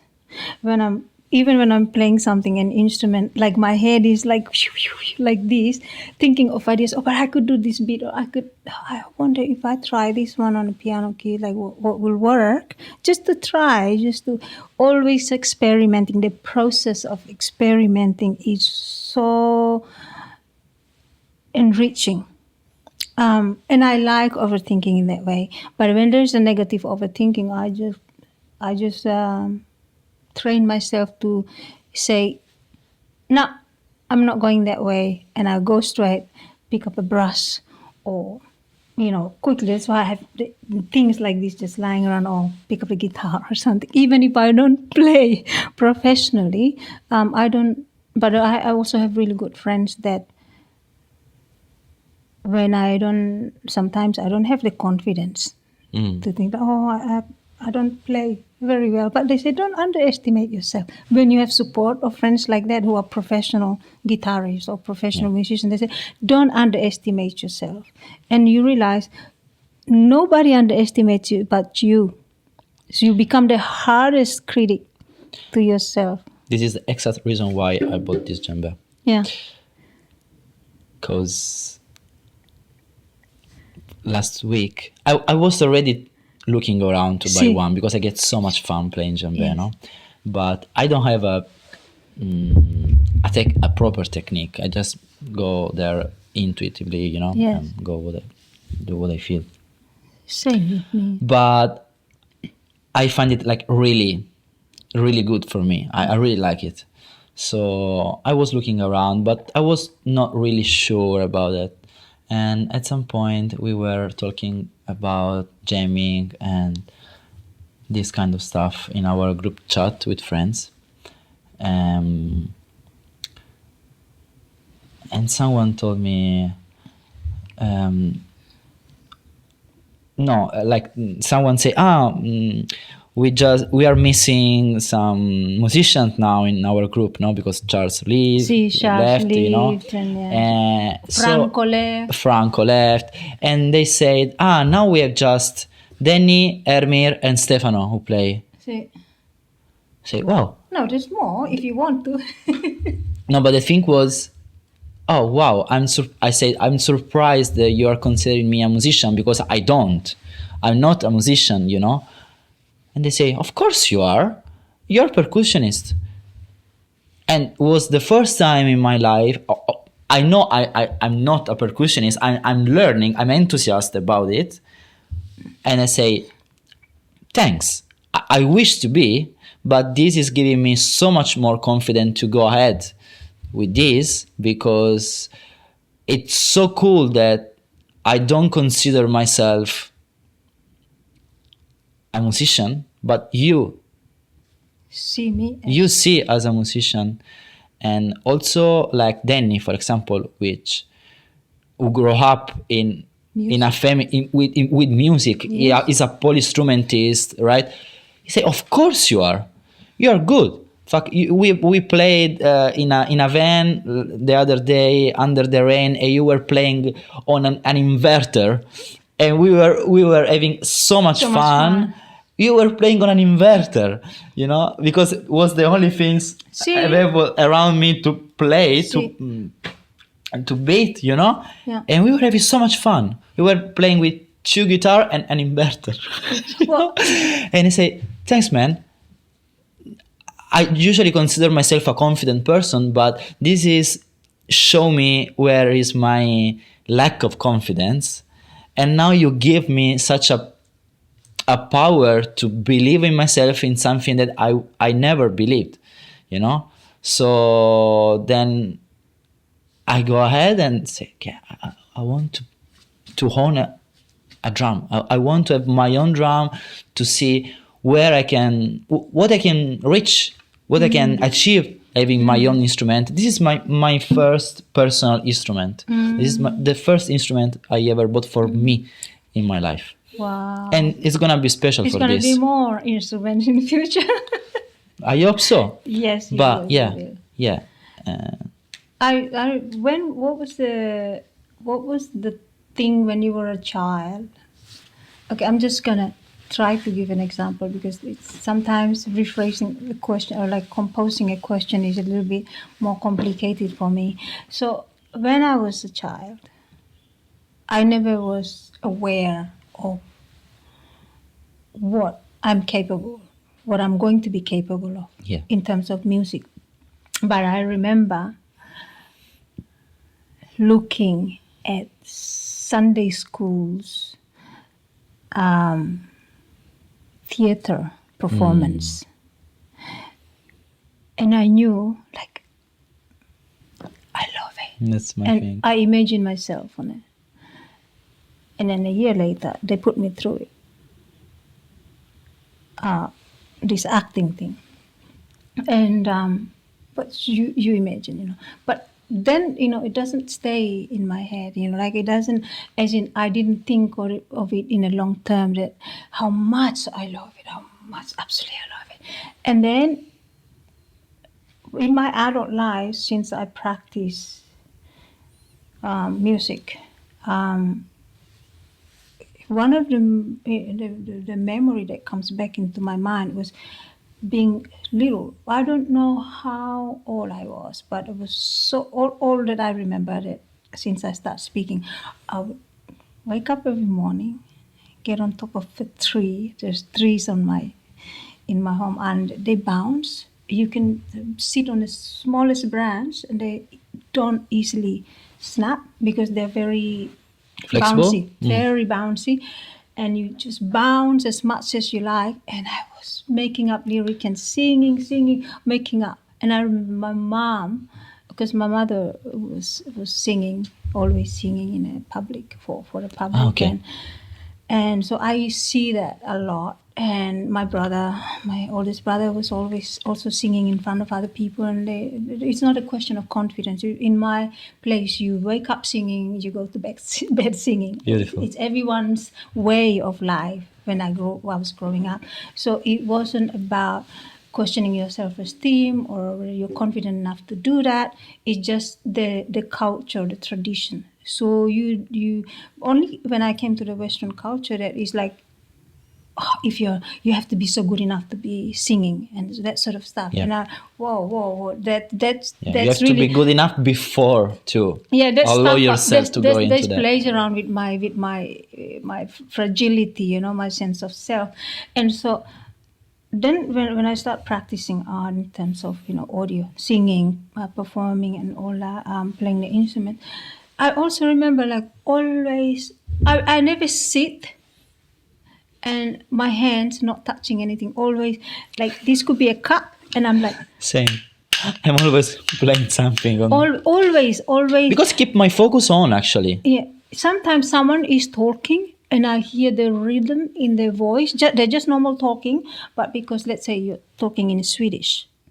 And then you're singing a little bit like this, and with the accent. When they saying, like the first time I remember hearing Swedish was someone say, "Men jag vill komma tillbaka," I will come back. Jag vill komma tillbaka. The word tillbaka, the way they say it, they said it, and I was like, tillbaka, play this, and I just hear the rhythms, and until today It's like tone bass. Yes, I don't know. I hear rhythms, and I would just try. I don't understand how to pull it together, but that's the sort of thing that is in me from very young age. And I didn't understand. I wish I understood that. I wish I had the ability to look as an observer of my own presence, then to know how I could learn from earlier age. I didn't understand. So then in my older age, then I realized it's always in me, but because we are not from a culture where we are like in a modern Western society where if you've got the talent, you've got to be so famous, got to be something. It's just not considered talent. Not considered. It's just there. Everyone does it. Yeah. Okay. I grew up. This is how I grew up. I grew up. I would go bathing in a river. I love bathing in the river because I get to jump off the bridge and like make bombs and go up a tree and like jump into this river, and it was beautiful. And around sunset, like just a little bit after sunset, I have a cousin who's blind. He can barely see. Everything is blurry. and his eyes a bit like cataract, but no, but he was born since he was born he was blind. But he goes, but this is the power of not having all to yourself, but then you see it different way. But somehow he could walk everywhere. He could walk even without seeing, and he have a ukulele. Ukulele is the most common instrument when I was growing up. We have our homemade ukuleles, and he would go with it every single evening, raining or not. He goes to this bridge. He walks about a kilometer away from home, goes to this bridge, to the river, to have a bath, and he's with the ukulele, and he would sing all back and forward, always singing with his ukulele. It's just the most harmonious melody because, he's blind and he sings so beautifully. He plays very simple, but the echoes goes throughout my life until today. There is no period in my life that can ever be replicated by anybody or any other sounds, and that stays with me. And so, in the dark, sometimes 7 o'clock, somebody's going, like I would hear it. We because it's like there is no, como se dice, there's no transportation, there's no cars pollution, no noise pollution, so you hear just nature and human unamplified voices, just natural voices.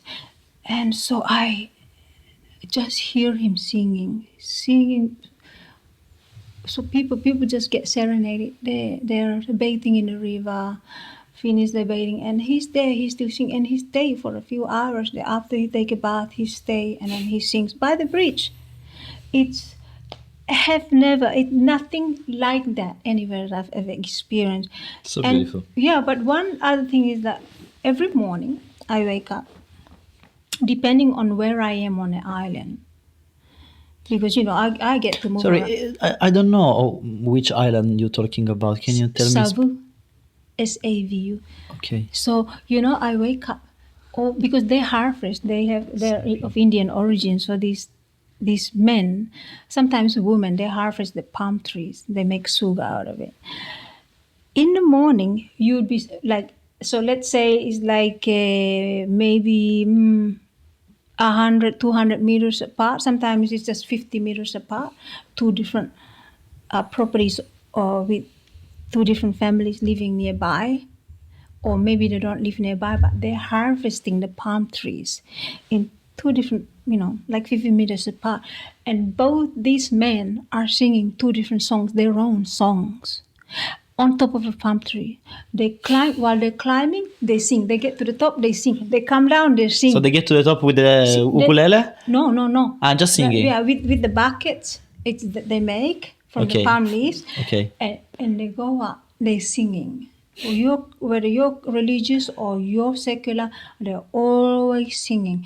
And it's so in me. So that it's so normal to sing. And the thing is, I don't think about, how good of a singer they are, how beautiful their voices are. The fact that they were singing, and sometimes you hear traditional songs and think, wow, I know that song and I sing along. Then as I grow up, no one's doing it. Different generations. They all get sent to school, modern school. We no longer have the skill to farm, to climb the palm trees and tap the sugar. And this is like equivalent to honey, this syrup, palm syrup. You can leave it for hundreds of years, it doesn't go bad. See, it's highly nutritious sugar. It's the replacement of mother's milk. When the mother died of any animals or humans, really? we don't have like fresh milk. So Sure. We have buffalo milks and cow milk and goat milks. But I remember when even mom passed away from giving birth or something, which is rare, but it happened. The child would survive by being given this. Wow, that's stunning. sugar water from that because it's highly nutritious. And palm tree is called a Borassus fliber tree that came all the way from originally from India because they're of Indian origin, so they brought a lot of things with them, and they call it the tree of life. So so the house, our homes are built entirely from this tree. Everything, even the ropes, everything is made from this. And this is where the famous tree of life is coming from? Is the same tree of life? There's so many trees of life.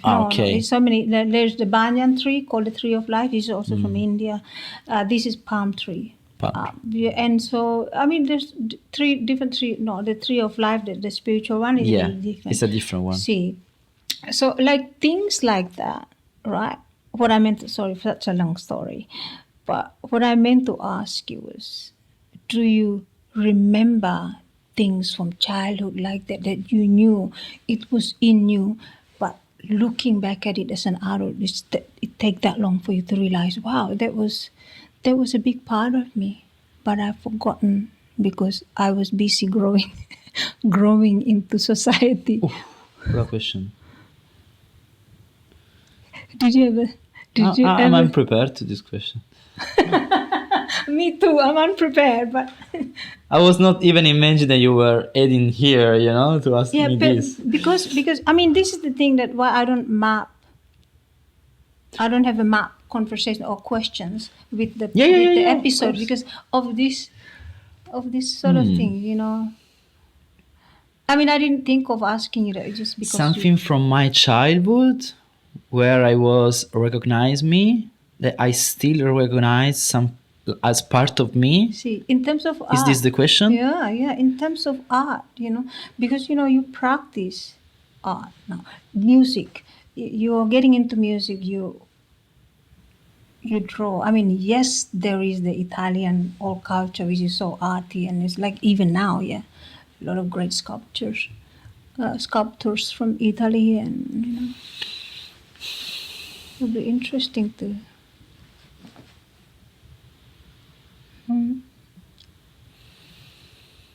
I don't know if I have an answer right now to this, but for sure, I remember that when I was a kid, there were few people.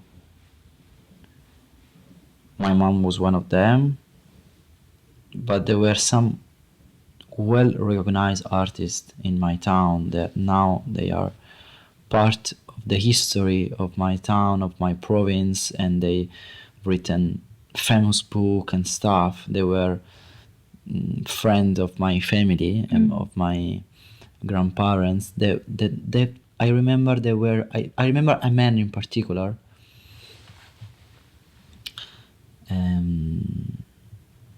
called Franco. Yeah. Franco Murghi.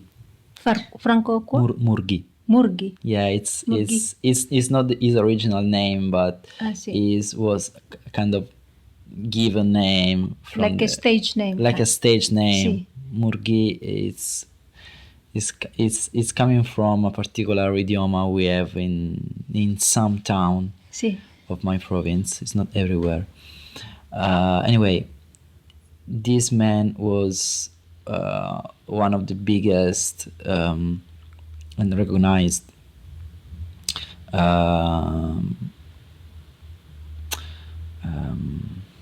what can I say, painter of farmer life and also a poet. He was a fantastic poet and musician as well, so many things. Was such a really I recognize for his abilities in art, and he had such a fantastic role in our small society, and he was a close friend of my grandpa from my mother's side. But maternal grandpa. Yeah. And he was pushing me so much when I was such a kid, but really, really young, because he was believing in me so much I was not even understanding why.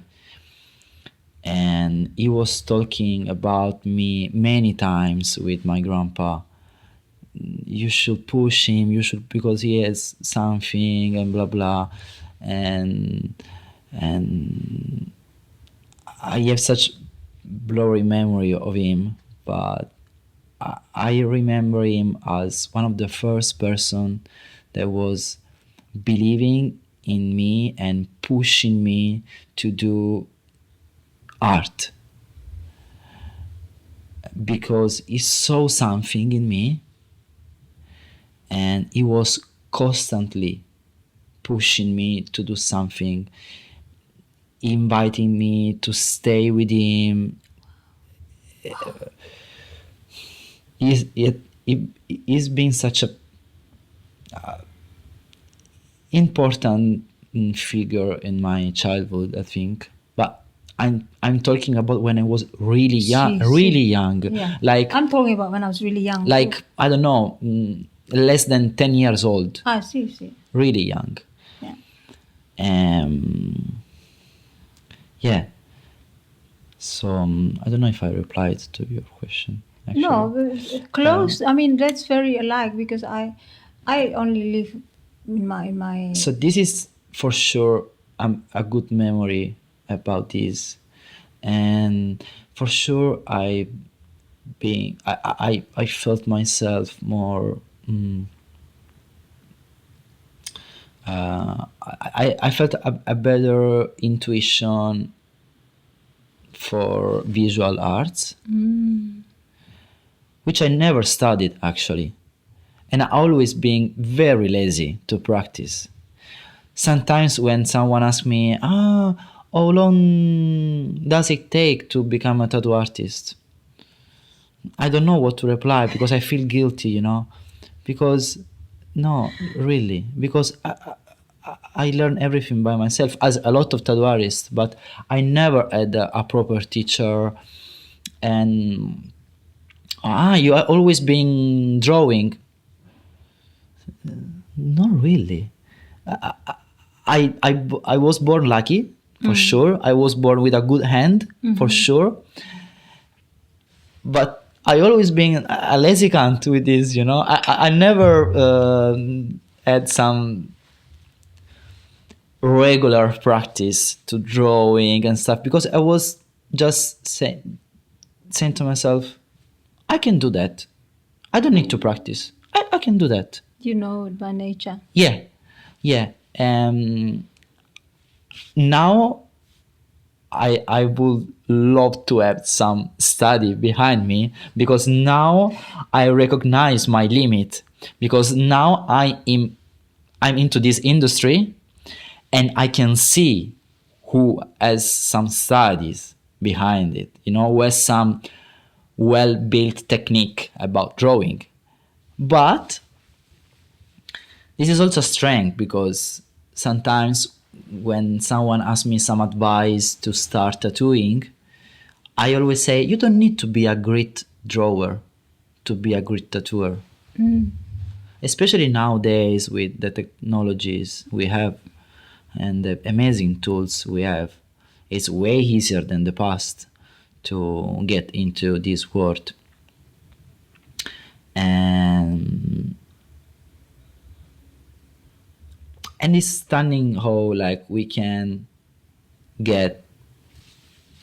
achieve something starting from a really different point. Someone had such a structured pathway in art, studying art. I never studied art. My high school was like a scientific high school,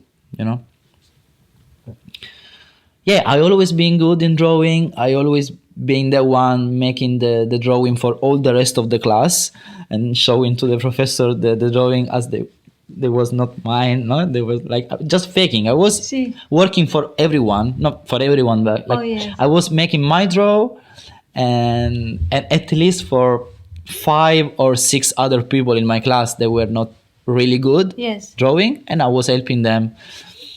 You Like know. doing the homework for them, for Yeah. sure. And Did you charge money? sometimes, That's good. sometimes That's great. That's great. depends who was asking Yes, me. yes. You know, if it was someone really close to me, no, I was No. just to help. But if I was like feeling lazy or if I was like short in time, yeah, the money was such a push Yeah. to do it. You know, and also because I knew it the quality of my drawing, so I was saying, well, if I'm gonna do this for you, you're gonna get this vote for sure. So you need to pay. You're paying for quality. That's That's good. Time wise, it's energy wise. I mean, you're paying for creativity.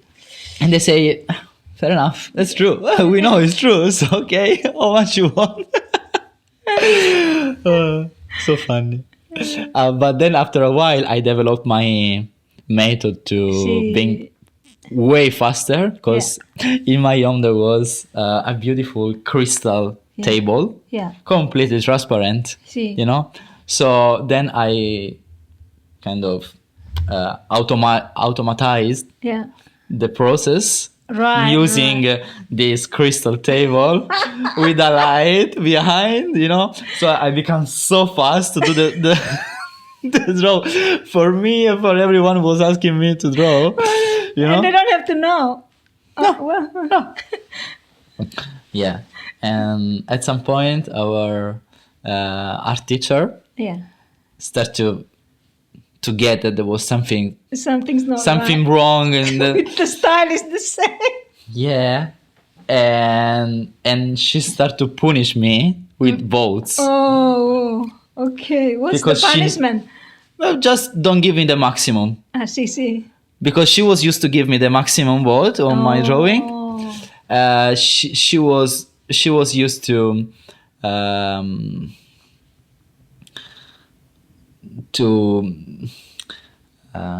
to promote art events See. inside the school to showing the best drawing in the school, and I always get in some like Recognition. the recognition, like the first position on something. See.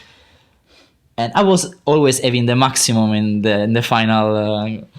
So the last year of my high school, she didn't give me the maximum to punish me. And I say, well, I don't give a fuck. You know, I told her literally, like, see. I know what you're doing. I know why you're doing. But I don't care. Like, you feel you're punishing me for with a number? Well, I did that because there was some convenience for me, some money. I'm not working. I have some money to spend during I'm the a working weekend. artist. I'm working hard. I'm working hard for me and for someone else. And also because she knew I was lazy, so she was pushing me to finish the last draw for the year, and I didn't, just to make her revenge. a revenge. Yeah. And What a young life, young mind. yeah, and her whole revenge was to give me 9 instead of 10, as usual. There were also other stuff involved because I was also the representative of the student there, so I was having all the teachers against me. That time I was a rebel that time. Like, Artists are rebels. yeah, definitely. And so so there was this kind of punishment for me, and the last year she didn't give me any recognition for this, and I said, well, I know my value. I don't need you to recognize it. I don't need a number written on paper or such a nice certificate. certificate to say, oh, Stefano is good making this. good on you. I know what I can do. I don't need any recognition, you know. I don't need you. And she take it very bad because she actually I stole her revenge actually, you know, because I didn't give her the satisfaction See, of course. to that, Yeah. and that's It's it. like when it's like in a other situations where I learned to be happy in front of people who don't like you. It's the best kind of revenge. Yeah, When someone dislike you, it's nothing about you. So you do not change yourself or your way of life to fit in and please people.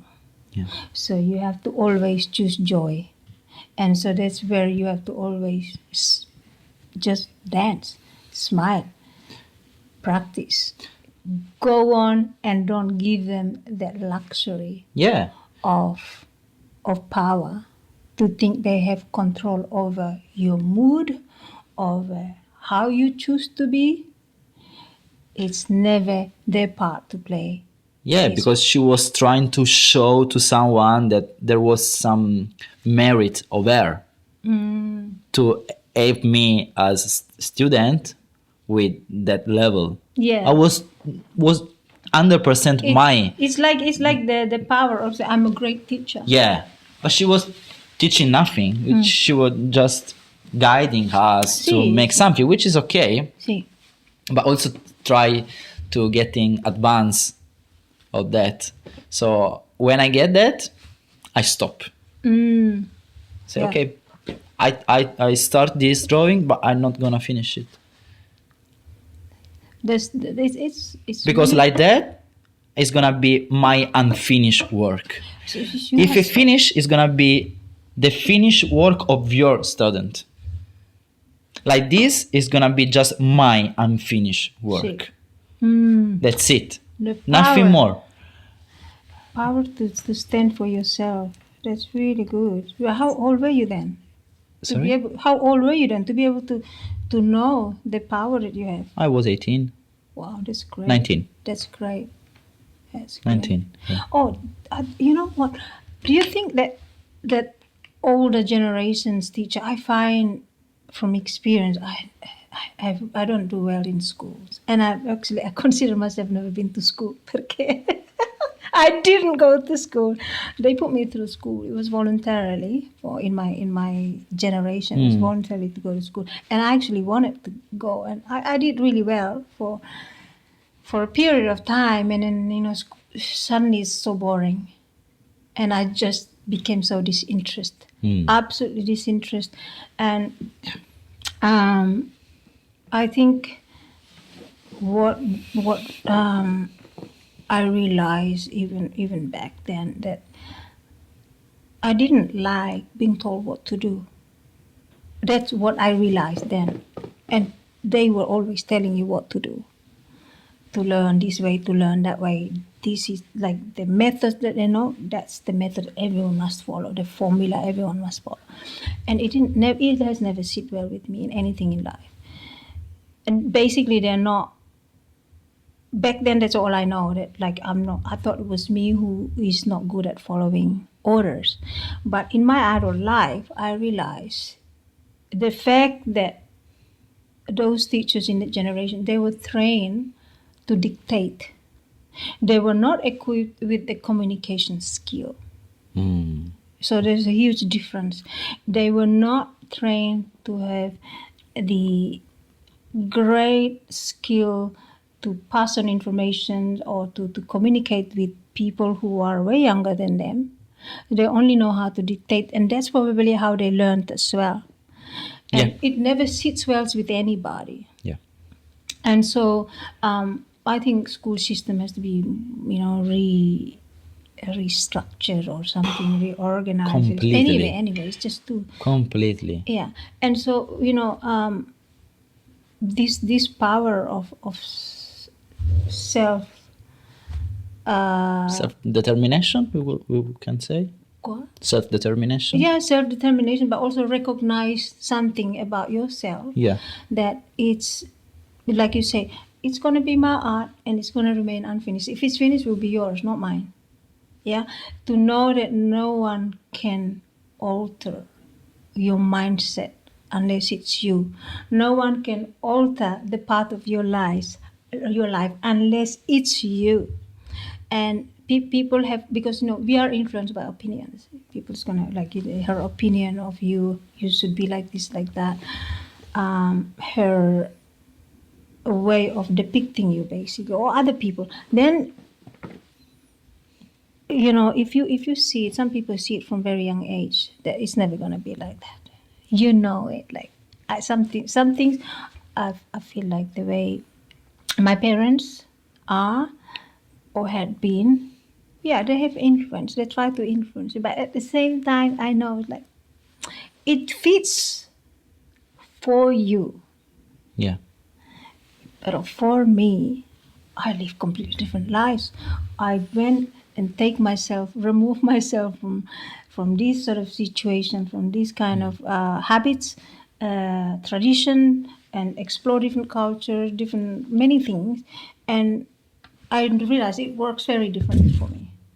Yes, there are some values that I keep, but it works very differently. So then it builds a lot of self.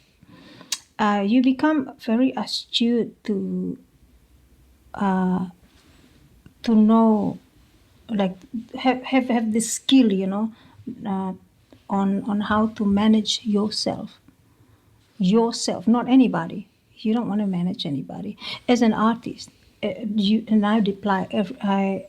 apply that discipline with managing my expressions. That I cannot, like, yes, I listen to other people's music and stuff, and I know how to enjoy it, or sometimes I don't know how to enjoy the craftsmen, the craft, the crafts, the artworks.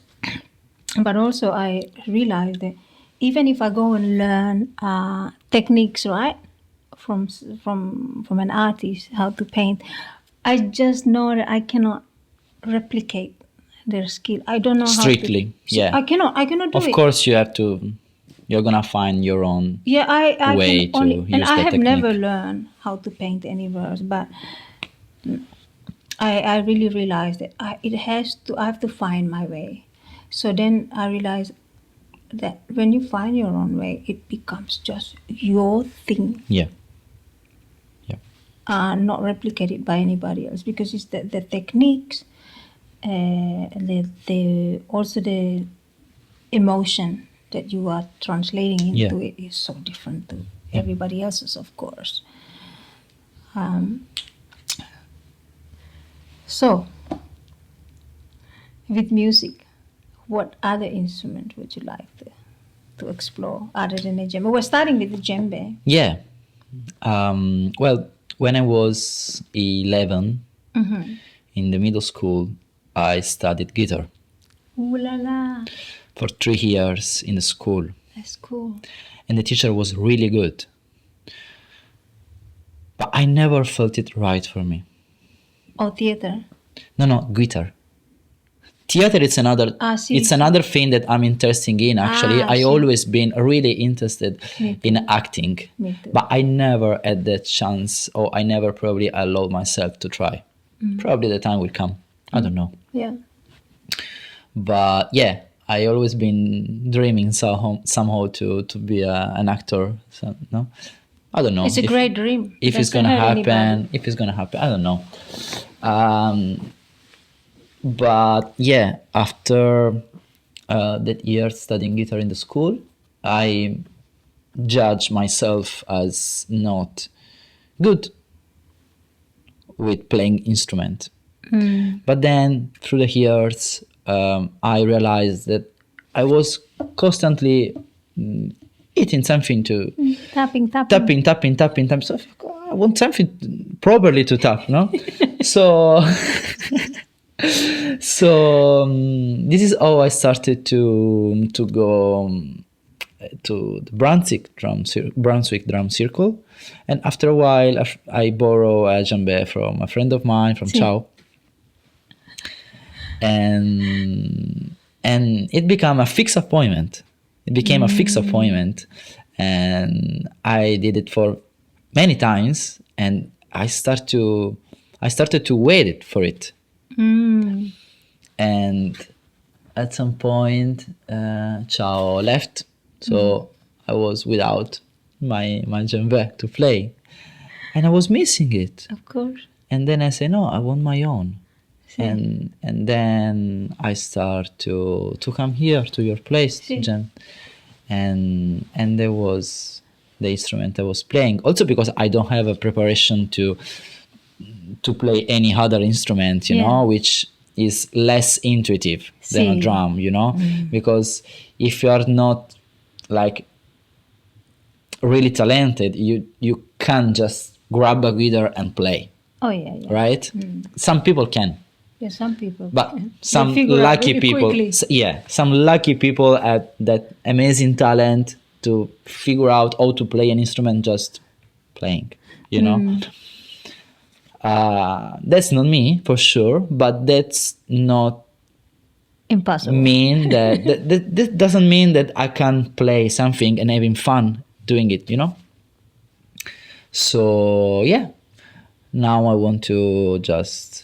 It's very exciting for me because I always been enjoying myself learning new things from scratch by my own. And I think it's one of my biggest strengths to decide to become someone that can do something and actually becoming, you know. And my old friends from my hometown always say me this, like, fuck you at some point in your life you decide that you want to be this and you become that, you know. That's what happened with tattooing, that's what happened with painting, and who knows. It's limitless. It's limitless. We set our own boundaries, and it's the biggest limitation we apply to ourselves. And when we understand that that's just a limitation that we built, a wall, self-restriction, such a it's such a wall that we build in front of us. It's an imaginary wall. Yeah, it's an imaginary wall just to stay in the comfort zone, right? The comfort zone is the roots of so many problems in our life. Breaking the comfort zone, I think, is one of the most important action everyone should learn for express his own soul, his own power, right? And like, for example, for me, coming here in Australia was such breaking a huge comfort zone, because I was living a beautiful life. Actually, I was really appreciating my life, but I reached a point where I realized that I was becoming kind of empty, because I was running out of healthy stimulation from the environment, because I was all sorted. I was all good. I was doing 2 jobs. One was let me travel the world, because I was working for a world-class catering, serving in the Formula 1 paddock clubs. Oh, wow. I did that for 2 years and a half. And at the same time, when I was having time, I was tattooing and learning. I was learning my tattooing skills. I was in a satisfying relationship. Mm-hmm. I was living in a city that I was loving, Mm-hmm. close to mountains that I was starting to appreciate and loving. So everything was perfect in my life. But when I reached that awareness that everything was okay, I start to feel the need to change, because I start to feel steady somehow. I was not steady at all. I was literally living with backpacks and luggages ready to for the next flight. So was not the definition of a steady life for sure, but was steady inside. You know, I was running out of things that were make me shine, because everything was becoming easy. See, When something becomes easy, like you're it's not comfort zone. you're not challenging yourself anymore, so there is no potential grow. This is gonna happen to you with music. Now that you start picking that, I'm sure, it's like this. because it's the same process that I came With through with everything. other things. See. It's my way to stay in this world, you Yeah. know. Probably it works different for someone else, for sure, but this is my own way, for sure. At some point when I decide that there is something that I can get satisfaction from, just learning a new skill, I don't need to feel to be the best in something. I just need to get my own satisfaction. See, And well, it's not even as it was in the past to have someone else approbation. Approved. Yeah. Sorry. Because sometimes we do approval. Sorry. Because sometimes we do stuff to get someone else approval.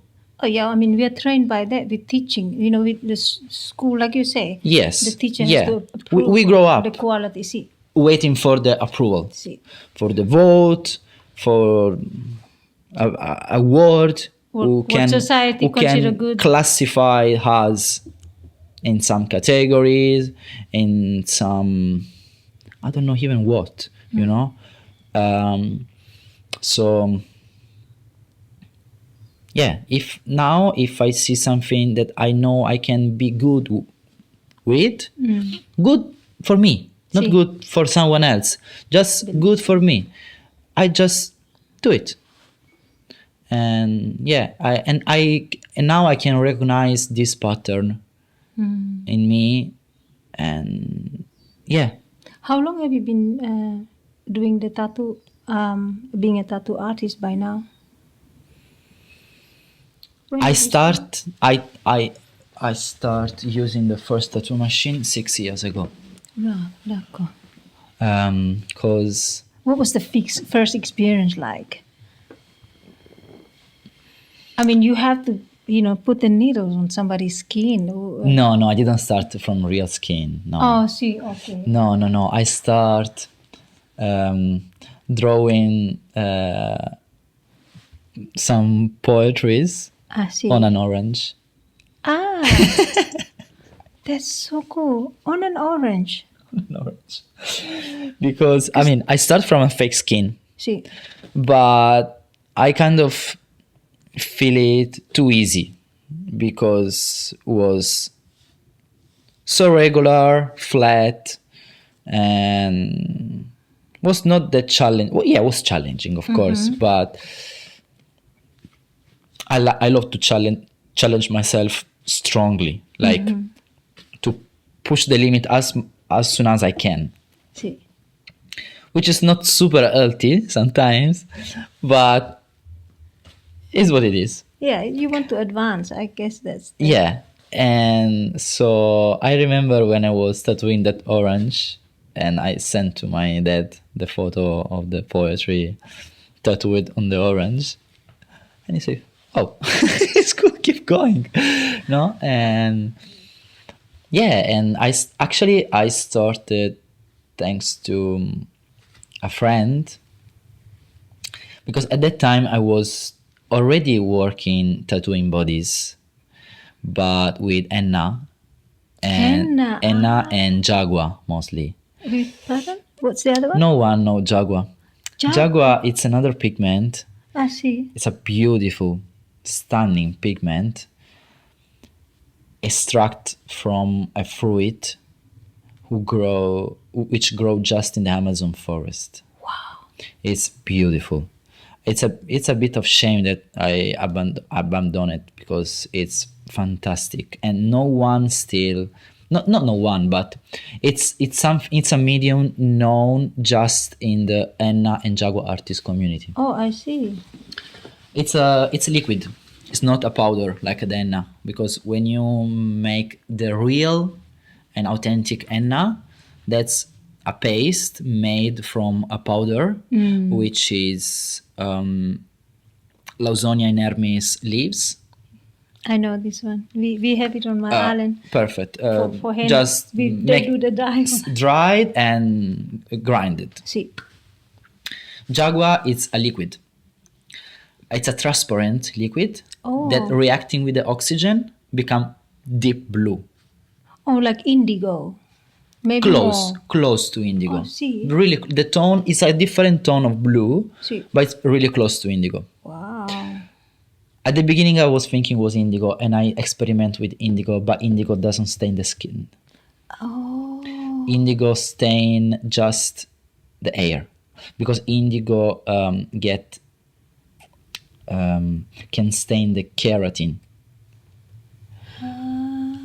Okay, so I did my first experiments on the skin. It was not working because I was trying to get information from internet, and 10 years ago,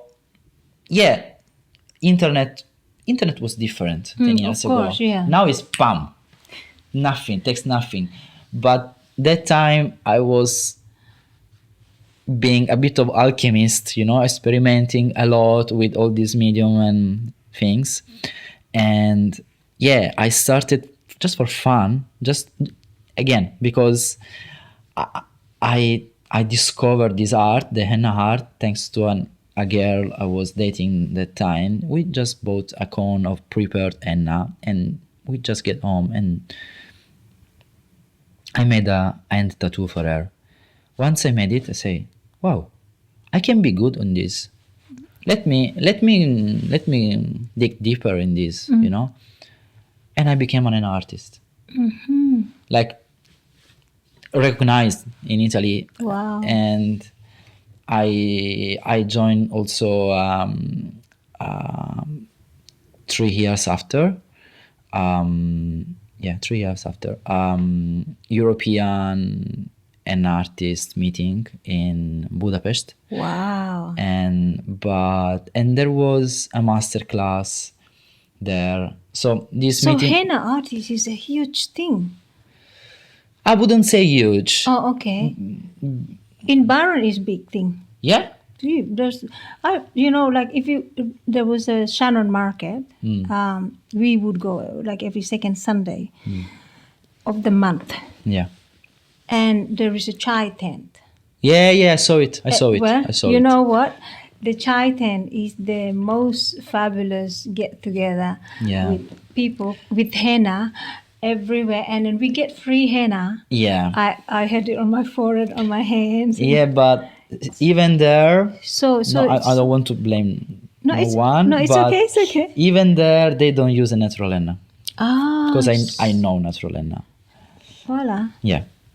And natural henna is handmade. That's it. There are no alternatives. And handmade henna need to be frozen to work. Oh, I didn't realize. It's chemical. Okay? Everything you see in the market is chemical and can be also very dangerous for the skin because that contain a substance called PPD. What's PPD stands for? It's a huge word. It's an acronym of a huge word. It's a substance that acts as a preservative of the paste. See. And once this is expired, you don't know because it doesn't turn the colors, can burn the skin. And I can show you so many scars on children and stuff made with this, but people doesn't know that. Okay. Um, So you went to this international. yeah, it was an international meeting. And the organizers were assigned every year a masterclass to some artists to teach other artists, because it was not an open meeting, it was a meeting reserved for artists to make kind of team building in the community, because always been actually a small community, but they were trying to make it bigger. I see. So I start to experiment with Jaguar a few months before this meeting, before my first time in this meeting. And I immediately like it more than henna because it's more versatile, and I really love the nuance of blue you can get with Jaguar. And also, you have to be way more precise in the preparation, because to make the Jaguar gel, it's not a paste like henna paste, it's a gel at the end, and you start from a liquid who has a crazy power of staining, of making stain on the skin and on things. It's So really that's a permanent. no, it's not permanent. Okay. We are Temporary. still talking about staining the epidermis. See. So the first layer of the skin was a turnover every 20 days, more or less. So the Jaguar act on the same layer of henna, but as just a different pigmentation who turn into blue, and it's a bit more long lasting than henna. Just a How bit. long? Henna lasts for a few weeks, yeah? Or not? 2 weeks maximum. 2 weeks, okay. If it's And natural henna. Jaguar? Jaguar still 2 weeks, but it stays stronger. Dark, For okay. the henna start to fade off quicker than Jaguar. But there are so many things, like it depends also about the metabolism of the person, how the person take care of the skin, and many things. Many factors. But many factors, yeah. But the Jaguar was immediately super interesting to me because to make the Jaguar gel, you need to use the xanthan gum. The xanthan gum, it's a powder usually used in pastry to make gel in pastry. And there are few qualities of xanthan gum. It's edible, so it's super safe. See. And everything you need to do is to mix the Jaguar liquid, the Jaguar juice, with xanthan gum and some essential oil to make it good smelling and more powerful.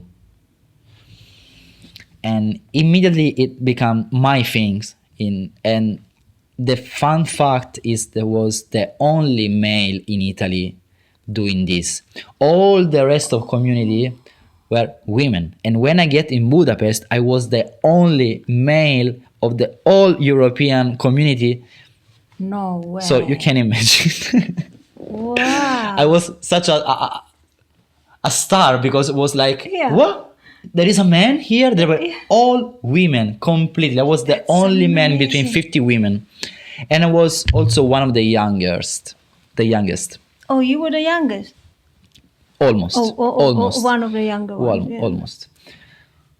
Wow, So what an incredible experience. yeah, it was really good. How long did that meeting go for? The meeting was just 4 days. Oh, okay. So it's a serious meeting if it takes 4 days. Yeah. It's a really good event, but it stopped with COVID. They didn't be able to organize it again after COVID because they were running out of finance and everything. Such a So shame. when you were doing the henna tattoo, you said that you became very recognized with the henna tattoo in Italy. Most for Jaguar, because I specialize myself most with Jaguar. See, but were you traveling around Italy doing this? Wow. Yeah, I was joining the Festival dell'Oriente, which is a kind of market, See. big market, Yeah. made in a lot of Italian cities See. for 2, 3, 4 days sometimes. There are so many stands following Asian cultures. Wow. Yeah, and I need to go to the toilet. Oh, see, go. We go Go and ahead. then- See, go ahead. That's fine. We were talking about the how you go to the festivals. Yeah. Many festivals with the We built a kind of Jaguar. crew, See. and we were me and 3-4 girls, Yes. depending on the event, and trying to making as much as festival possible. Mm. It was a kind of tour, okay. Yeah. So this is how we start to become more known around Italy. Wow. One girl of this crew in particular now is amazing, like, because she kept going. She made she started to make like professionally, but like really structured, See. and now she's fantastic. But she is more on the Indian Mehndi style, which is amazing, but I never felt it like really mine. Yes. And that's why I was experimenting more with Jaguar. I see. At that time, I was already in touch with this Zen painting, because I started to knew about this painting, and I was looking for someone who teach me this, because as every Japanese art, you need a teacher, no matter what, but you need someone who teach you. It's nothing you can teach to yourself. You need a teacher there. It's not something you can self-learn, So I met this Zen monk in Italy, in Turin. And he's Japanese? No, he's Italian. Italian. But he's a monk. See. And he's following the Zen culture, and especially in France and everything. So I start to go to his course, to his classes, and even there I was the youngest, because it was pretty much a course for retired people, and I was 24, and all the other were like 68, 70 something, Wow. So I was like the grandson of everyone there. It was so fun. And That's such an experience. yeah, and so I felt in love immediately with this art, and I start to experiment with Zen painting, but with Jaguar, because Jaguar has a more powerful is more powerful than henna for staining the skin. So just with a really thin layer of Jaguar, you can get a stain on the skin, and you can layer. So you can create nuance of blue and gradient way more easily than with henna. It's more versatile, so you can actually paint on skin with that, and you can go also so much more in small details with Jaguar, because it's more powerful. So you don't need actually a volume of paste to stain the skin, because such a small line can leave a clean line on the skin. It's what we can define like kind of fine line art. Tattooing is comparable. Jaguar allowed you to do this. Oh, wow. So I start to be really into this, and when I got the meeting, when I was in this artist meeting, I was already in the middle of the attention of everyone, as I told you, because I was the only male between 50 women, So you can imagine already the situation.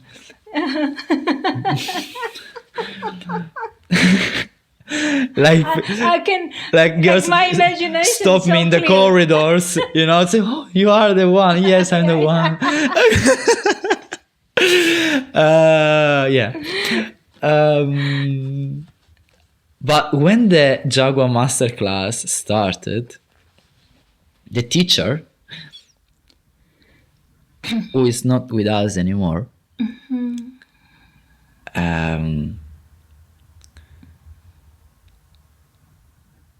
she started the class. She was coming from ceramic decoration. Oh, And she went in touch with Zen art through ceramic decoration. wow. That's So she was already having a great technique with small brushes on ceramic. See. And there is where she were coming from. And this woman already knew me as an artist, and she started her class saying literally, every one of you know me. You know I'm here to trying to teach you something about Jaguar, but in this class there is someone already better than me, and that's Stefano. I was what? And everyone was Wow. turning, watching me. I was shit, you know. So I was already The central of attention. I was already there, and she put so much more attention on me. But I think she was just recognizing the quality that I you was had. already That's recognized, and I beautiful. didn't know it. That's beautiful. I didn't know it, and she put all the focus on me even before to start her class. See, yeah, You know? right from the start. That's amazing. And at the end of the class, I was having a line of 15 person waiting to get a piece for me, and she was in the line.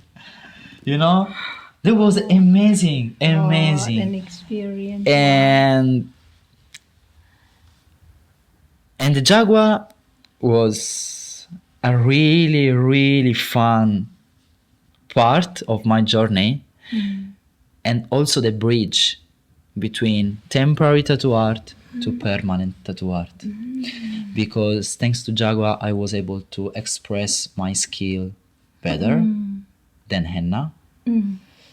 So people start to push me to start with real tattoos, with ink tattoos, because people start to seeing something in me. And especially one colleague of me, an Italian one, who was tattooing with ink already. At some point I went to her place just to visit her because we were friends. She was living in close to Venice. I was in Turin. See. So I went to visit her, and I don't know for what, or if I just went there on purpose to visit her. And she kind of kidnapped me. Good friends. Yeah. She kind of kidnapped, and she said, now you come with me in my room and you try the tattoo gun because you have to learn this. Ah, d'accord. You have to. No chance to go away from here if you don't try. Wow. Yeah. That's a really good I friend. will ever be grateful to her. That's a really good friend. Thanks, Roberta. Yeah. Really, Roberta. It's nice to have friends like that. And we're still in contact who sometimes. recognize something in you and not only make you do it, they go to an extent of putting themselves through it. It's like, No, you're yeah, going to yeah. do it, I'm not letting you get She away. gave me everything to start. She took small amount of materials from her stuff to give me to push me to start. And I was really close to get my master degree graduation. And I left her place with a tattoo gun. What was the master degree that you're doing on? I studied sports science. Oh, wow. I studied that for 5 years, and in the while I was doing henna and Jaguar tattoos. Was my way to have some money, for university, because wow, so she pushed you to do this. This she is so literally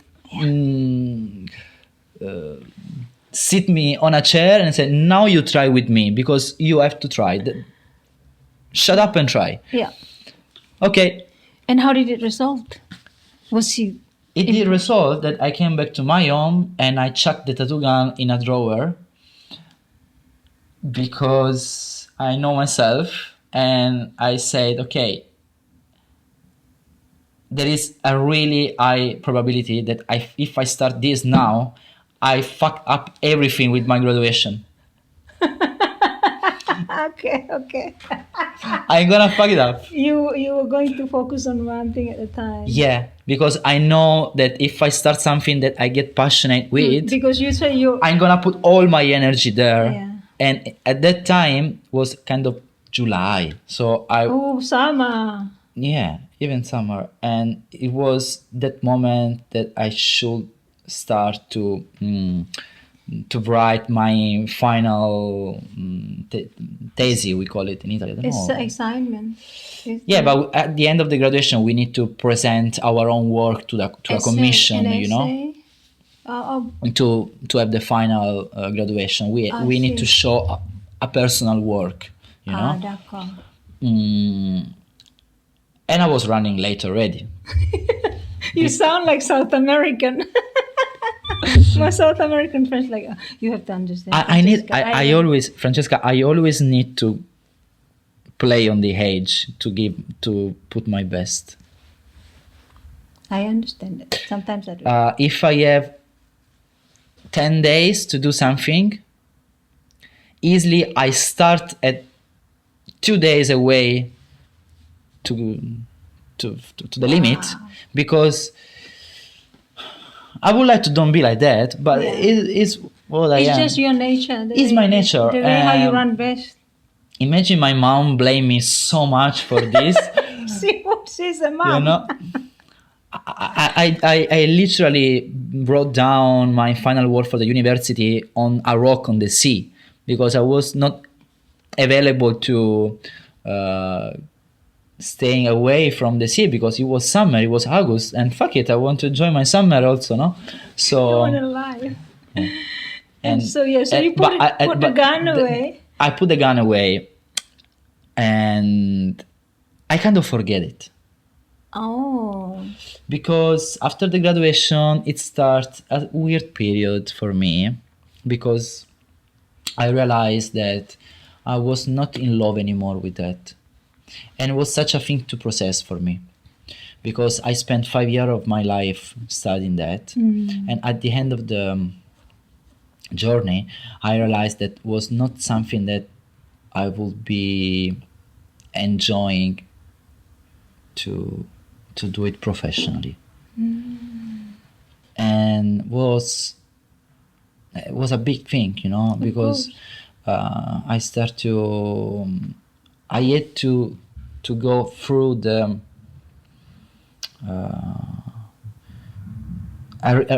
through a real awareness of it, you know, because I realized that it was a kind of shock, because I say, shit, what I did, I just throw away 5 years of my time, or what? Because I don't feel it anymore. And so it started a kind of, I don't know how to define it, but like, I mean, reanalyzing people, reanalyze period, reanalyzing myself. So to figure out to which direction I was going to. It's just a period, I just need a break and then going back to this, or what? Should I follow what I achieved in these years with tattoos? Should I go ahead with that, or should I keep it just like a passion, like a side job? And should I be focused on this? And when I was looking for the answer, the COVID arrived in Italy, fucked up everything, and gave me the reply, gave me the answer. Because as so many people, I get so many free time to invest in something, and this is how I interpreted it that time. Such a window of time to invest in something new. Yes. And what I did, I opened the drawer again, I took the tattoo gun, and I start to practice with that. And I never been into tattoo culture and tattoo industry. And even now, you can see, You don't I'm have not the classic tattoo artist fully covered of tattoos, you know, because I have a different vision. But when I started, I realized that I would love that, to learn that and to make it professionally. So I put all my energy in that. And I was, as I told you before, was a really creative and productive period for me, because I was unchained from all the uh, society expectation, because all the society was fucked up for the COVID. We were completely We were so divided as well. for someone was terrible, for me was fantastic, because it was a period of time that in which I was allowing myself to follow whatever was showing up in my mind without feeling guilty for it, because I was not stealing time from something else, because there was nothing else from to stealing time from. So everything was okay. Yeah. Everything that was keeping you busy that period was okay, because it was something good to preserve your mental health in that period. And my home in that period became such an art hub, because there was, at some point, a friend of mine came there. He got stuck with us there, and he lived with us for the whole period, and is music producer. Now he's a really good music producer, working in our hometown. He's from my hometown as well. Yes. And he's becoming a really, really well-known music producer now. Yeah. He's built his own recording studio. He's going very good, and I'm really happy for him. And at that time, he came to my house to recording some new songs with another guy from my hometown who is a singer, and they just matched the time in our home, and we get stuck all together there. And they set the whole recording studio in one room, and they kept going making their stuff, and I colonized the living room of the house, which was huge. But then we did an agreement with the housemates, and you say, okay, the night is mine here. See. The night is mine. We do whatever we want during daytime, but the night is mine. And my bedroom was just next to the living room. See. So it was very natural for me. See. And in that time, I start to practice, and I did the first tattoo on myself and on my old housemates, drawing such a COVID molecula for everyone, because it was a kind of tribute to the COVID, because we recognized the importance of that moment. There was such giving us a beautiful chance to discover something else of ourselves that probably would never came without the COVID, you know. So we said, hey guys, this is not a normal period. This is, we will never stay in this crew, in this house for such a long period without the COVID. This is such a bless, because we are living a beautiful time, and we should be grateful about it, because there are people deeply depressed out there, and we are such living our best period. Yeah, no? very So creative time. let's celebrate this. Let's make a tattoo. And they became my first alive skin that I work on. Wow. And after the lockdown, I get my first apprenticeship, because actually I learned how to tattooing already in that period. Yes. And I went through some tattoo shop in Turin, and I had a really actually disappointing month in the first shop. Yes. Because was the classic tattoo artist with that such full of paternalism and nothing else. And after that, I bump in another tattoo artist, younger than me actually, but with so much experience in tattooing because he started 10 years before. Oh, yes. And he taught me some important stuff that he gave me some structure in tattooing, and he was actually the one I can define my first and only one master in tattooing. Oh, wow. After that, I kept going by myself, and we were like kind of tricking the system because we were going through red, orange, yellow zone in Italy to define our freedom to hang around. So the laws were really confusing in that period. So some shops were allowed to stay open, some shops were not allowed to stay open. So what we did was just keeping the shop operative but close. So working underneath to survive. Yeah. Because the people, like the self-employed people, were struggling a lot. All artists were struggling. All artists. Performing artists, yeah. So there was such another chance for me, because what happened practically is that I learned a new job in a period of time where all the rest of the industry was steady. So I took advantage of it, and when I tried to get advantage of it, and when that period finished, I was in the industry actually, but getting in from the back door, you know. Yes. And this is all I get into tattoo industry. Wow. And wow. That's it. Super But amazing. But you know, the friend that you say kidnap you and make sure you do the tattoo.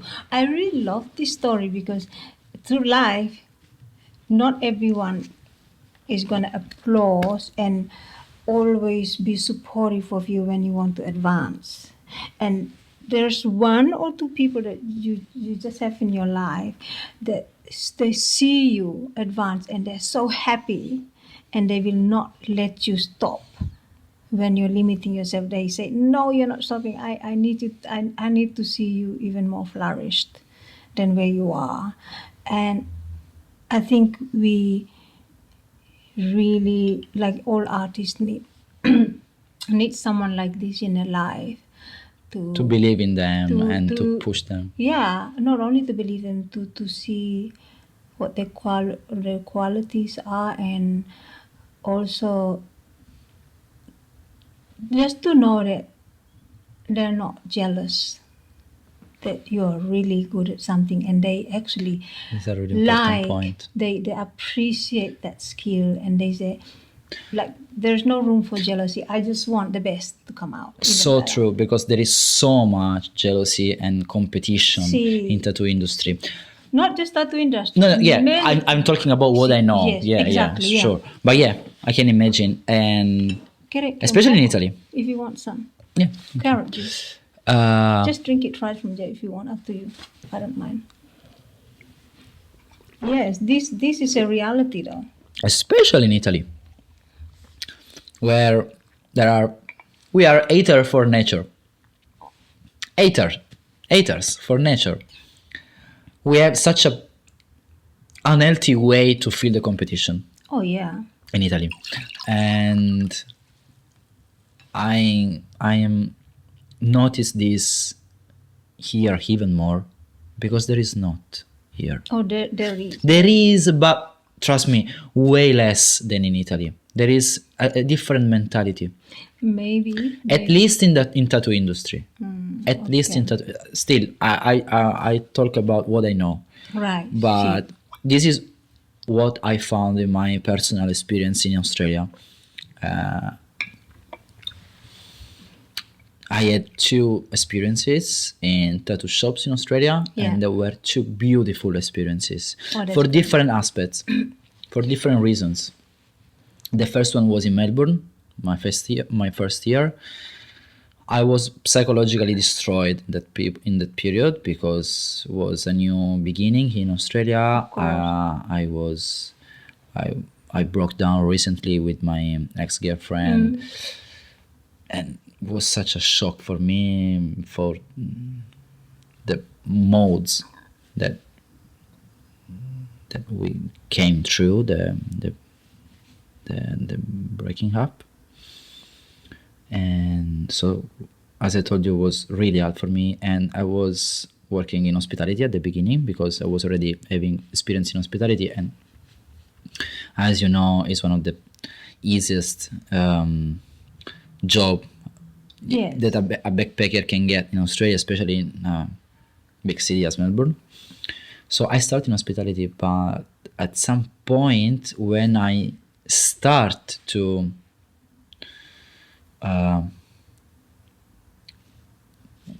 barely see the light because I was such in a dark tunnel. When I start to see the light, I say to myself, fuck that. I'm not here to do something that I already know. I'm here to challenge myself. I'm here to push myself, to explore my limits, to even discover something new that I can do. I don't even know. So let's look for a tattoo shop. You're not here to find comfort because you came from a comfort zone. That's it. So let's get even farther. Let's find a tattoo shop that can take me. Just like that. I sent 3 emails, and 2 of them were available to take me. One was a really commercial tattoo shop. See. The other one was a really traditional tattoo shop, but it was easier to get there for me, honestly, because the owner was Italian. I see. So the communication was easier. Is that kind of Italian always looking for other Italian to speak Italian with, you know? Well, and there was a vacant position that moment. So I start my experience there working for the St Kilda Festival because you know what a St Kilda beautiful Festival? place. Yeah, it was on Fitzroy Street in St Kilda. So the main street of St Kilda. See, yeah. So they told me, you know, we are gonna get through the St Kilda Festival. We're gonna need some help. So if you feel it, it's gonna be hectic. But if you feel it, you can start on those days because we are gonna need more hands because we are gonna have a line of customers waiting for tattooing. And I did it. 17th of February 2024. And I smash it. Like So good. that, literally. At the end of the day, the owner was, wow, you in. Like, no matter what, you in. I want you here, you know? Bellissimo. Yeah. Oh, so good. Especially his wife was, hey, Don't lose him. this guy's a seller. Don't lose him. Keep it in. And at the end of the day, I was having clients that were asking me for appointments for the following days, but I was not even knowing if I was allowed to get appointments because it was my kind of trial. Of course. So I went to the manager and I said, can I book appointment? Of course you can. Go for it. Don't ask. Go for it. And the day after, I was already having personal appointment. So good. And was a bad experience for some reason there. But a precious one for other reason. Because I had the chance to experiment a lot with my style See. in tattooing, because I got so many open-minded customers in Melbourne, because it's, Melbourne, it's a big city. So it's a big city. It's an art hub in Australia. It's probably the biggest art hub in Australia. And think so. I got so many clients, and it was a big surprise for me. They were walking in the shop saying just, "Hello, I want to get a tattoo, but I don't know what. You want to guide me to something? Of course, please." And I show you what I love to do. I show you what I like to experiment with. So being honest, because where my first approach to Zen painting, Sumi-e painting, but with tattooing, with real ink on skin. So it was a challenge for me. Yes. I was experimenting with that style, with that kind of blending and everything. So I would like to do this. I'm happy to give you a better price than what I should, because it's gonna be an experiment for me as well. see, So I'm really grateful to those customers, The because opportunity, they I think. gave me the chance to experiment with something that I was needed to experimenting with. And I've been 7 months in the tattoo shop, and after 2 months I joined my first international tattoo convention in Melbourne, a huge one. Is Rite of Passage in Melbourne, which is a circuit of tattoo exhibition all around Australia. And of course, was such an amazing experience. Again, I felt different because I was different than any other tattoo artist there. and you are different. Yeah, but I got so much satisfaction because I sold some printing from my original painting, Oh wow! but not to normal people, to other artists there. So it was such a beautiful satisfaction for me to sell just a print, not even the original, to another artist. to another artist.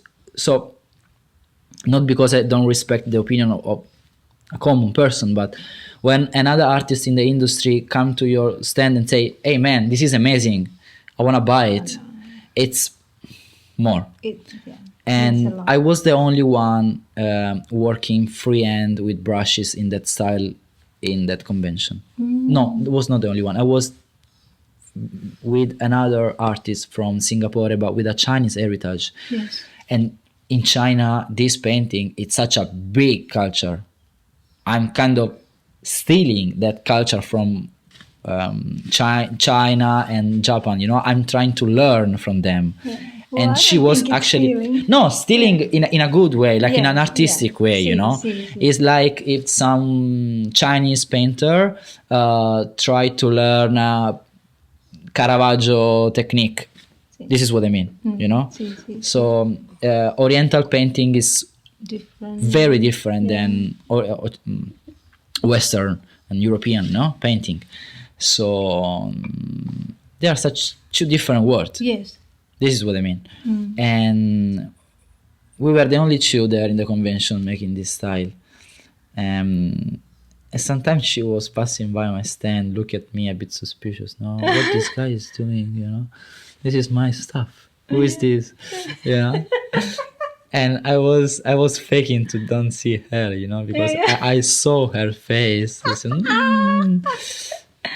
she looks kind of bit of jealous of it, but I'm the last one arrive here. I don't want to step the feet of anyone, I'm just. So I just took my own business and kept going. But after that, I got so many more clients. Wow. And that was crucial for me because in that period I started to make really good money. I start to having a second job because I was working enough in the tattoo shop to work in just by appointment. Start to work in another restaurant, in a restaurant close to the shop, to just to optimize the time because the season was going down. It was getting cold in Melbourne, and for some reason Australians like to get tattoos in summer. It's the opposite in Italy. They like to get tattoo in summer, the worst period in the year to get tattoos. They like to get it. Fair, okay. So with the season going down, we are starting to having less walk-ins.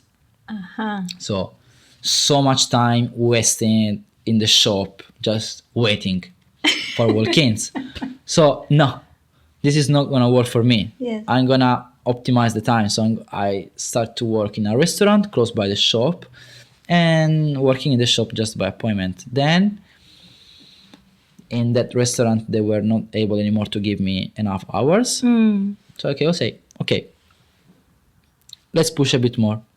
And I went to one of the most famous fine dining restaurant in Melbourne, the Gradi restaurant, which is an Italian restaurant in the Crown building. Oh, yes. And The Crown is the gambling. yeah. It's the Italian restaurant of the Crown. See, okay. Super fancy restaurant. But I was okay with fancy restaurants It's because the one inside, huh, when you walk. Yeah. And the fun fact there again was that when I bumped into the manager, I knew him already because I was giving a tattoo to his mom. No way. Small world. He saw me and say, "What are you doing here? You are not tattooing anymore?" "Yes, but I also want another job." Utilize another skill. Okay, come with me in the back. We talk about a bit, and like I explained him the situation. I told him, "Look, I'm not gonna stay here for a long time because my plan is to leave Melbourne.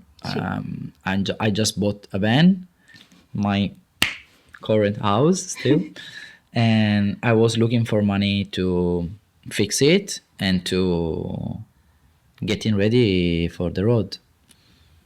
But my plan was to leave Melbourne, and I talked honestly with him, and he said, "Okay, thank you for it. Let's give you a trial so we see what you can do." But I was already having experience in fine dining, hospitality, so it was easy for me to get the job. So that period was so hectic. I was working so much, Francesca, like really getting home at 10 p.m. exhausted, maybe after a shift in the tattoo shop and then in the restaurant, just having time to smash a pie for lunch and then go in the restaurant. The hospitality industry is so crazy. Yeah. And it's being like that for 1 month, but so intense, full on. Then I left Melbourne, I came in this area, blah, blah. So how did you, what makes you come to here? Did you hear about Byron, or what happened? Or did you just stop by and end up? I stopped by specifically in Belongil Beach parking. I was having breakfast, making a coffee, and I hear some Italians close to me talking, and I just start to scream, "Someone want a coffee?" in Italian. I end up that night making 6 tattoos in a row at their place. That night? Che bellissimo. Wow. Because we became friends. And say, "Well, I'm a tattoo artist, I'm traveling, I have all my tools with me. Do you want any tattoo by chance?" Bam. And that night, I get to their place and we did like tattoos for all night long. And the last one of it is still one of my favorite pieces. I was not tired, more than tired. It was like 3 a.m. in the morning. I was still tattooing. And I told to Luana, I don't know if it is gonna work because I'm really tired. Sì. I'm just gonna try one shot, few brush strokes on you. If we like it, we'll do it. If not, I'm not gonna try again because I'm really tired. And I paint on her such a minimalist oriental orchid, and it's still one of my favorite pieces. But I was coming here to looking for my farm job for my 8 days to extending my visa, because I was short in time and I was looking for the farm to extend my visa for the second year. Sì. So the morning after, I love how the story goes. I stopped by the Sunday Sustainable Bakery in Industrial, Ah, sì, this one, yeah. Sunday Festival. which is my favorite bakery. And I stopped by there and I downloaded an app for looking for farm job. And I've been super lucky. I just sent couple of mails and couple of calls. In half an hour, I found my farm, which was amazing because so many people were struggling to find a farm job, and I found it in half an hour. I was even feeling guilty for my friend that were still looking for it, to say, guys, I found it. I don't know why. And they told me, you can come here now. No way. Wow. I say, okay. It was in Murwulumba, Interland. 45 minutes. I say, okay, I can be there in 50 minutes. Cool. and this is how I started my farm job last year.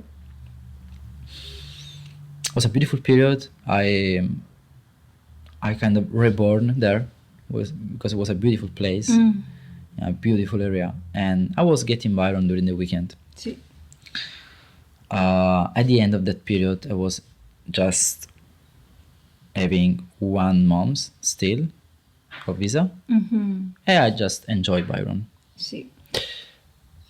Then I went to Asia. I told you I traveled for 3 months in Asia, then get back to Italy, 7 months in Italy. So I've been 10 months away from Australia before to start my second visa, which started on September 2025. Sì. I get in Melbourne, trying to collect some old clients to making some easy money, because I knew it that my van was needing some work. Yes. So once again, I've been lucky. I did some money in 2 weeks, rushing in Melbourne. Then I get here in Gold Coast. I took my van, and I get back in Murwillumbah again, actually, because a friend of mine was still living in that farm, and he owes me for a couple of weeks in his room, because was the time I was needing to fix the van, so it was not drivable. And I found a man in Murwillumbah who helped me to fix it. In the while, I was just enjoying the farm, just living there for a bit. And once it was all sorted with the van, I came here in Byron again, but to stay, Sì. to stay for a bit. And it was last October. Now we are in May, end of May. And I start to text to some tattoo shop here in Byron, and after a bit again, I bump in the owner of one of the most popular tattoo shop here in Byron, Sì. Italian again. Ah, sì. the owner of Street Culture Tattoo in town, which is where I worked. And he told me, okay, I like your style, I like your work. You're welcome to stay here, but you need a license and blah, blah. See. So he was really kind with me, and he kept for me a spot to stay in the shop. So he waited for me to have the license approved. Yes. And once I get it, I just had to wait kind of 10 days because there was a slot getting free in the shop. An artist was about to leave the shop. So he told me, just wait these 10 days and then you can take his lot. And in February again, I start to work in this shop. So both times I start in February. Yes. And I worked there for 3 months because it was the period that my license. See. In New South Wales, you can get just, as a foreigner, you can get 3 months license, sadly. Extendable for 3 more. Okay. But I decided to don't extend it because after it, I start to look for some job to get another extension of my visa. Yeah. And also the season was going down already. The town was getting empty, so not so much work. I just been lucky into being in the last good period of the high season. Yes. To get the best. And so everything went really smooth. And then I found a job. I just finished the job for my extension this Tuesday. Wow. And now I'm getting my van ready to hit the road again. And here I am. Life, love, adventure. Wow, what a beautiful journey, huh? Yeah, really.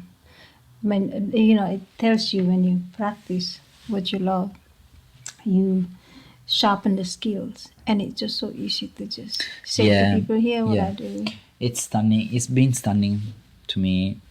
All the things can work incredibly smoothly just when you trust the process. Sometimes you don't see what you have in front of you, and you just trust that something good for you is gonna show up at some point.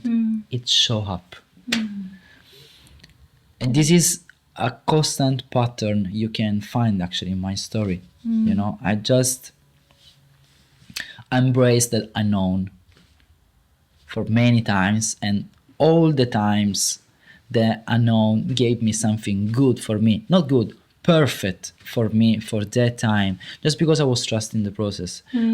Like open to get what the life, the possibility. Yeah, like when I was waiting for this tattoo shop, I was not knowing when were going to happen. Michele, the owner, told me, yeah, you can work here, but he didn't tell me when.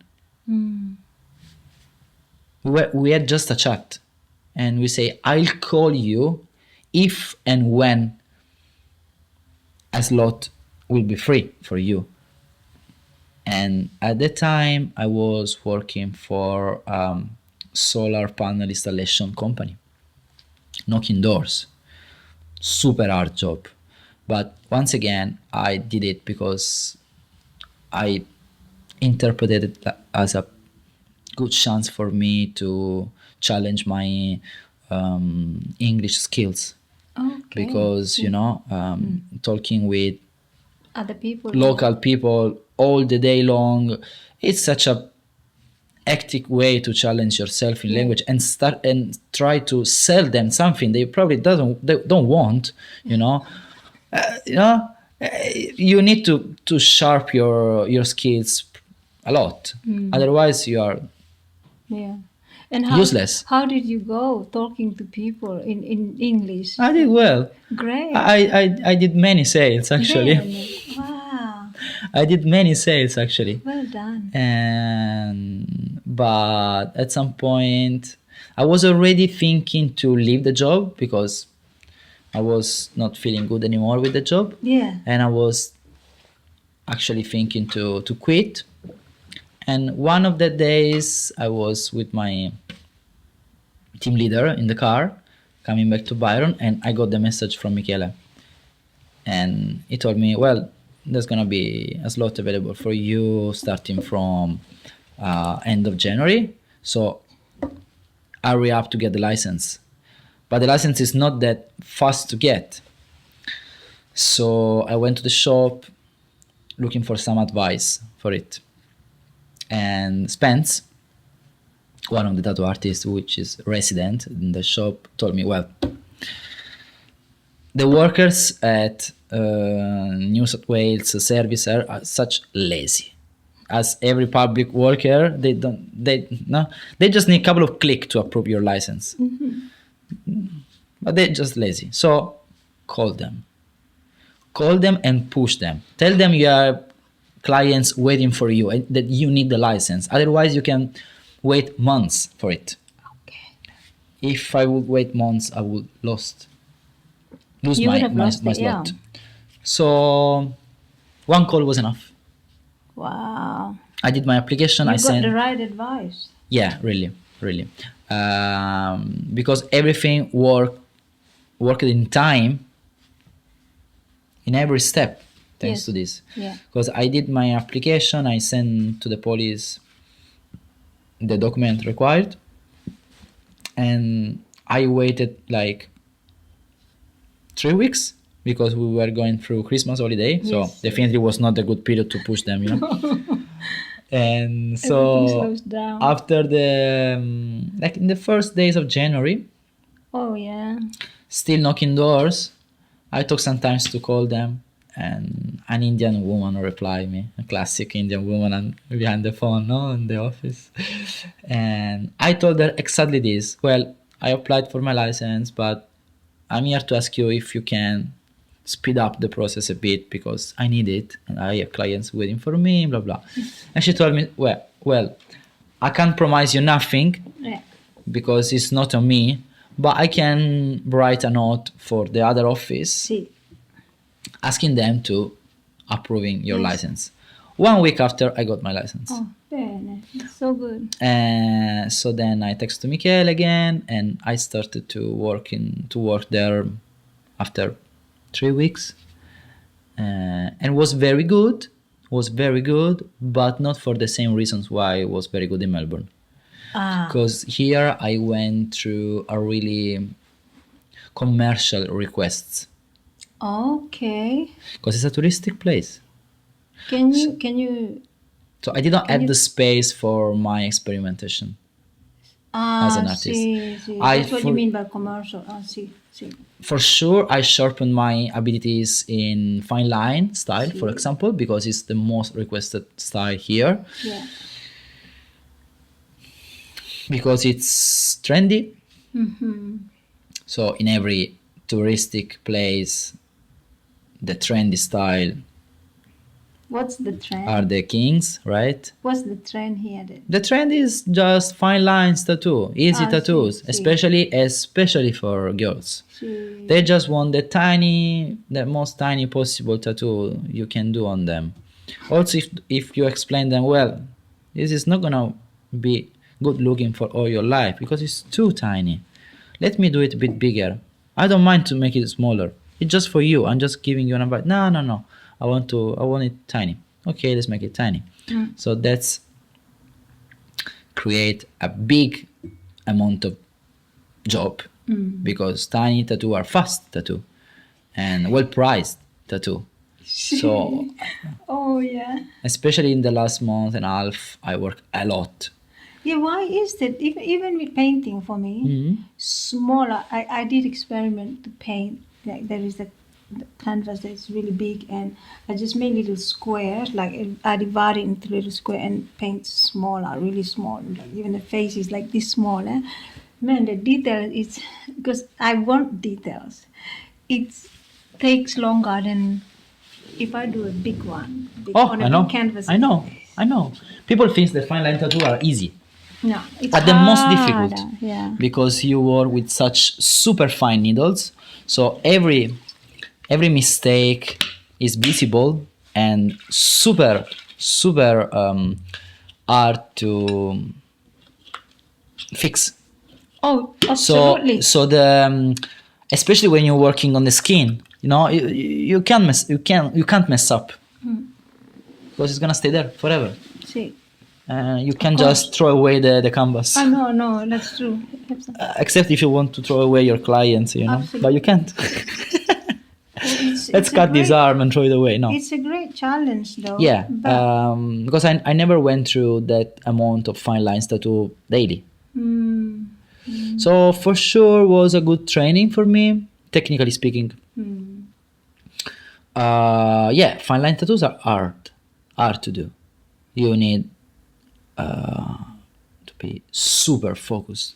Super focused, but almost like you have to use a zoom Sometimes, lens too. sometimes yes. And the clients don't realize this because they just see they watch tattoos on Pinterest. Maybe they are even edited on Photoshop to make them look better, and they just think it's like printing, but it's not. Can you do this? Yeah, but I don't suggest you to get this. Why? And then you need to explain one by one why. But luckily there was a fantastic receptionist there. There was literally filtering the clients for us. So explaining to full groups of girls why red fine line tattoos are not a good idea, for example.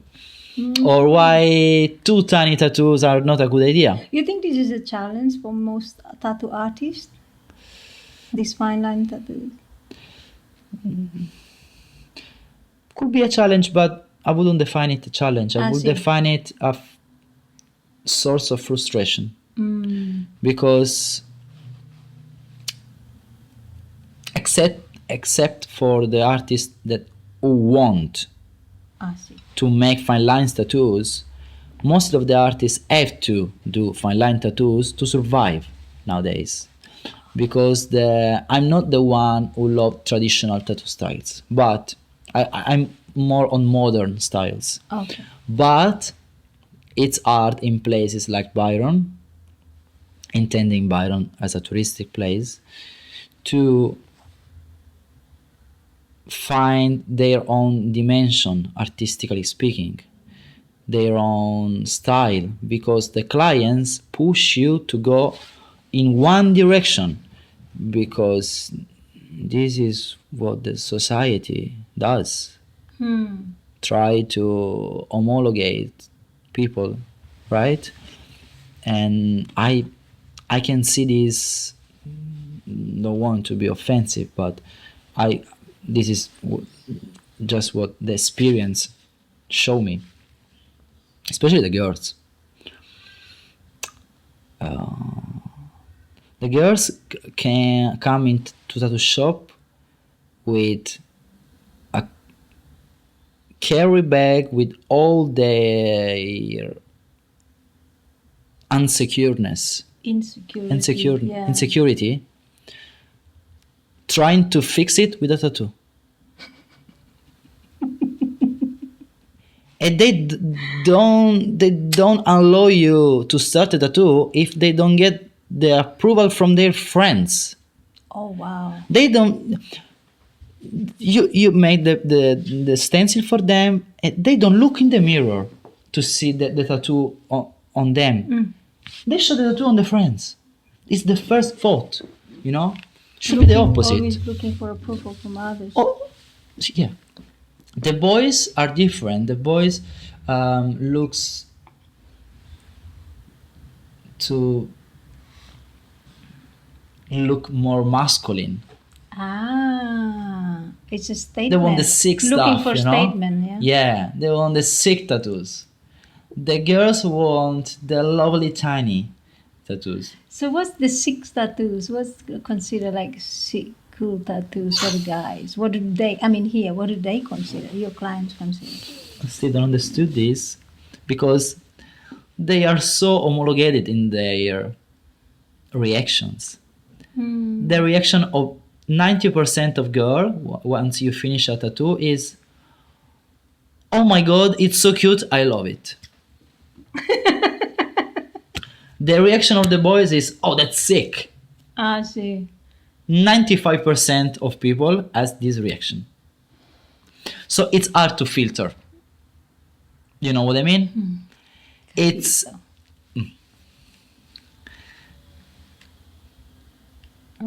it's art. It's a little bit like music in the street. Mm.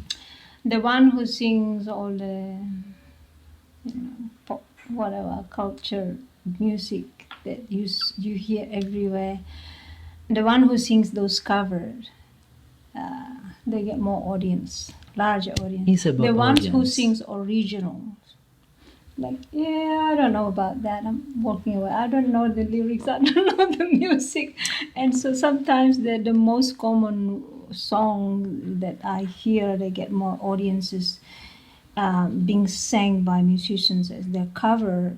Quite often, they're the supermarket music. I mean, it's my term. Like, I go to supermarket, I hear this music being played in the supermarket, and not to say that it's better or not. It's just that the common thing, like you say. Yeah, this is probably heavily influenced by the influencer culture in Byron.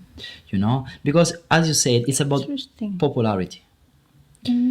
Especially teenagers or young boys or girls, they look for Peers approval. peers wanting- approval and being more popular. in- Why? Because they follow influencers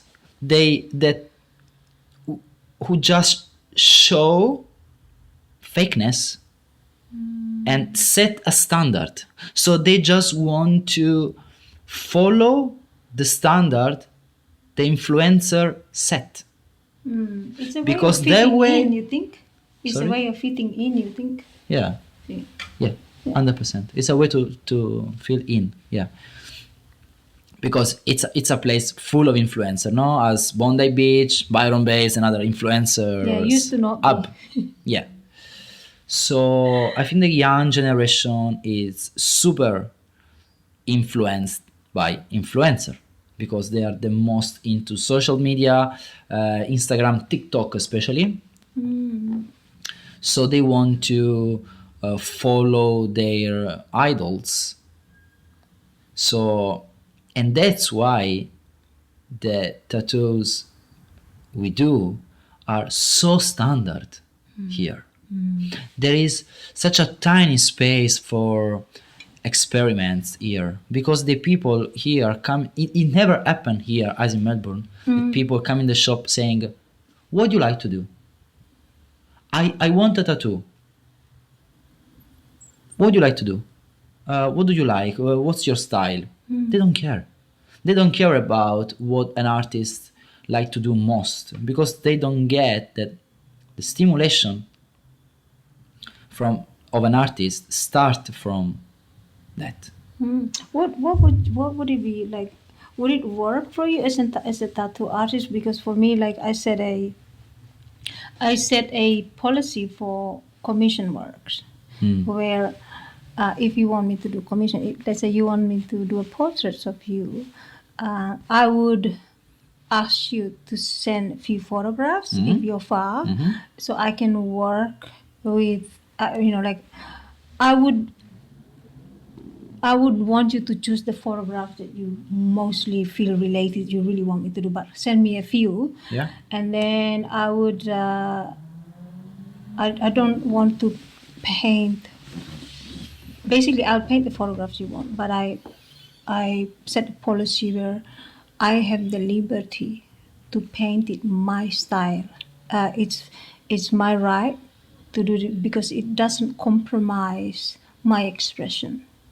True. See, I don't ever want to say to follow. They say, oh, if they want me to do like fine art, like non-abstract, realistic something, I can do that, but that's not what I'm looking into. That's not what I'm comfortable at. And so I would like to maintain my certain way, so like I set policies like that. What if you open your own business and then you set a policy like that? It could be very different. Yeah, Would it work, sometimes or would it be harder, you think, to get money? super hard.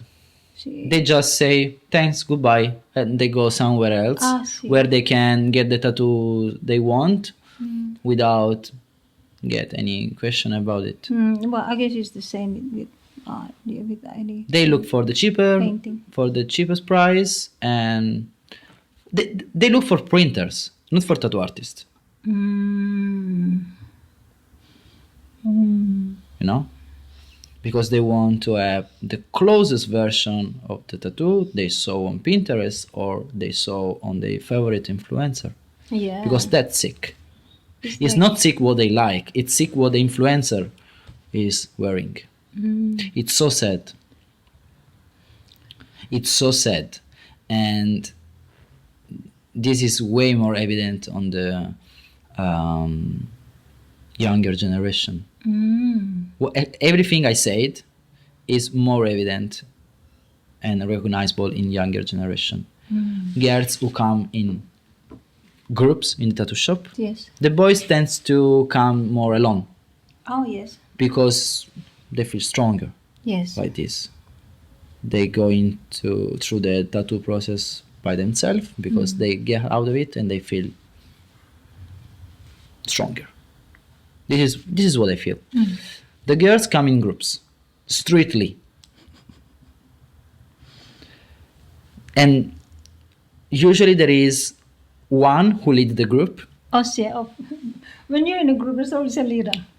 There is one who leads the group, and then there is one who really need to get leaded. And then there is the middle one. Who just flow along whichever way. Yeah. You like it? Okay, we can do it. But you like it? Have you had a look in the mirror? No, you do the stencil and they turn to their friend straight away. What do you think? Oh yeah, I love it. Okay, let's do it. Have a look in the mirror. See, if you feel it right for your body. And then there are the super picky ones. They will ask you to change an insignificant detail on the tattoo, and you try to explain them, well, you are not gonna notice this detail after tomorrow because it's too tiny. You are just getting stuck here now because you want the best and you want to but trust me, it's pointless to get focused on this. Let's focus on the placement, on the right size for you. Don't think about the money. I'm not gonna raise the price of $50 because we'll do the tattoo 5 centimeters of 3.5. I'm just trying to get you the best version of this tattoo for your body, because then you're gonna have it forever, and you don't want to say in 1 year, I would be happy to spend $30 more, but to have it a bigger piece that looks better on my arm. See. Okay. Similar to... this is the experience I had in Byron Bay. Yeah, but this is similar to the experience of when you cook. And then people try the food. They haven't chewed, they haven't swallowed, they haven't tasted with every taste buds in the mouth. Because to taste it here and go here and here, it's different, all different senses. The taste, the smell, the aroma, everything, the intensity of flavor. They've just looked at it and then they go like this. They've just put it in the mouth. You see many people on... Like snakes. Yeah, but you see many people on cooking shows. Yeah. They haven't chewed. They just put it in with the fork like this. The Origo. Delicious. Straight. But they haven't chewed it and swallow it. So you know this, like you say, not looking in the mirror and see, oh, okay, what's it like? And they go straight to their friends. And their friend doesn't look, the friend or their friends don't look carefully to see, or like to really observe before they say, I love it. Yeah, yeah. They don't. They just. The process is just comparing what they are watching with the standard they have in their mind. But the standard is built on fakeness because the standard is coming from influencer and stuff. So they don't look the composition. See. They don't look if the tattoo is in the right spot. They look if the tattoo is in a spot that they can show with their outfit. And when you try to tell them, well, I can make the tattoo here, but it's so much better if we do it here, explaining why. See. Sometimes you find someone that listen and say, okay, you are the expert, I trust you, let's try it. And then immediately after, once they see the tattoo in the other spot, they say, oh yeah, you're right, let's do it there.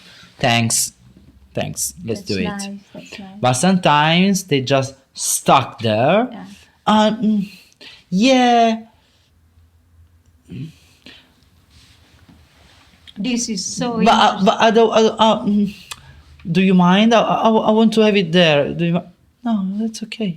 It's okay. I Okay, get let's paid. do it. Yeah, at some point you have to think about the money, no? You don't want to think about money. Because it you're shouldn't an be artist, right, but right? you want to give the best. That's the thing that is contradicting Yeah. with their likeness. It's contradicting, yeah. Yeah. But it's what it is. But I will work again in the shop.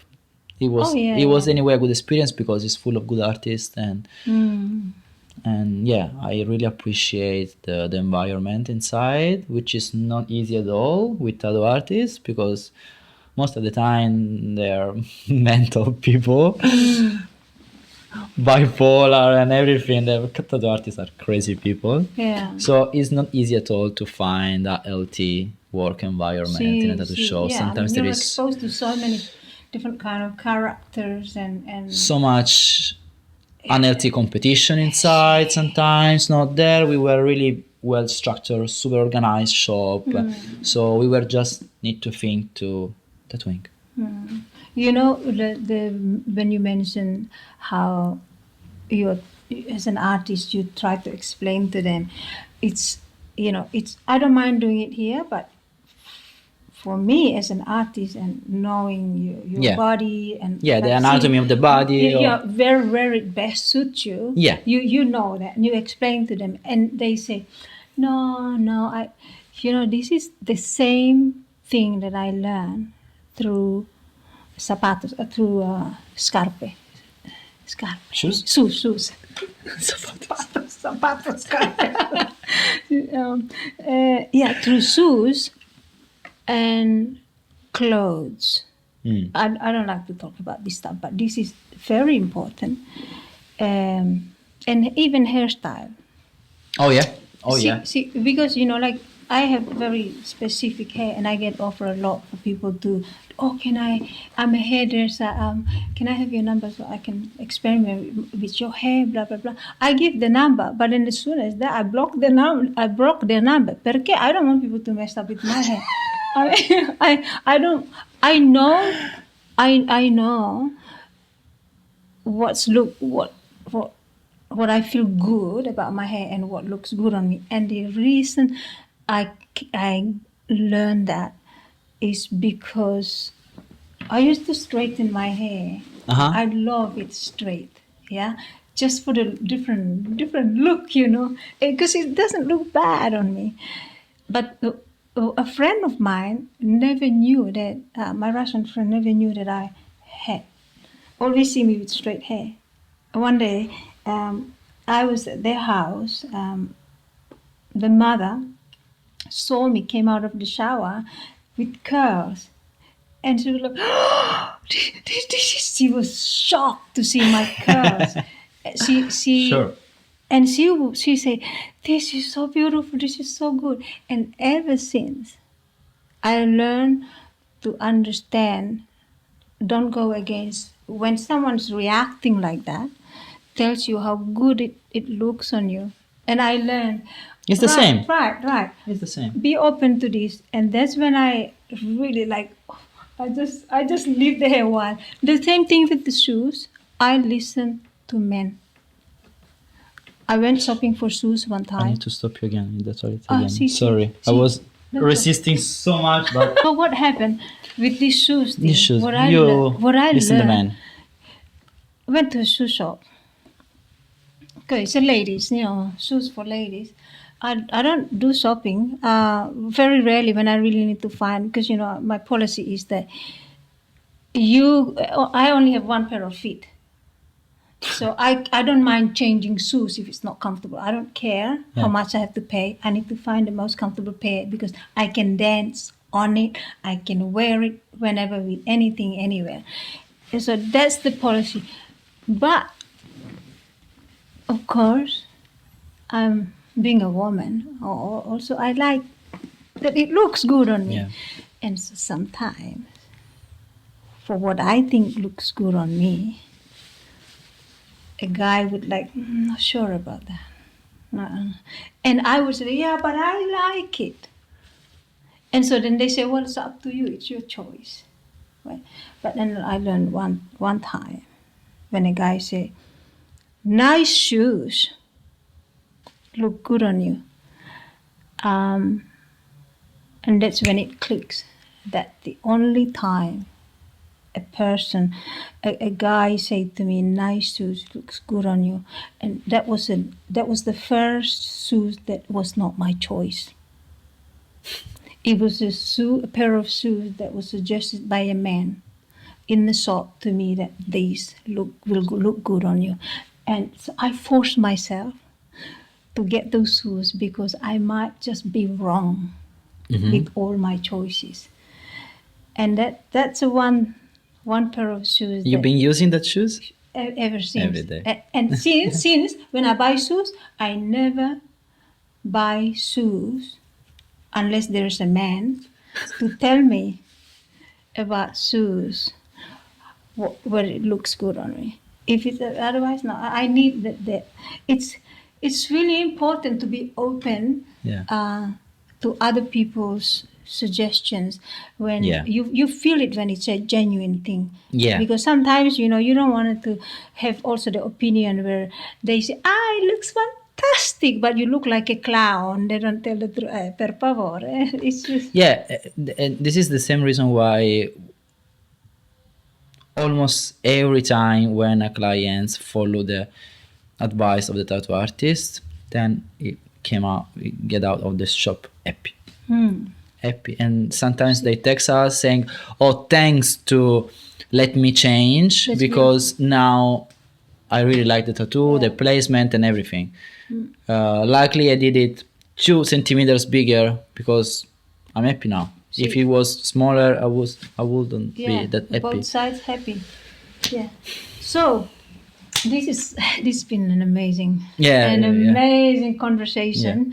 I really love it because it's quite a great exploration to life story. And I mean, life is always starting new. Move, motion, always starting new. Who knows what else coming up? And who knows? We might have another episode. Or you never know. Who knows? So, merci beaucoup. Thank you so much. Thank you, Francesca. Stefano. It's been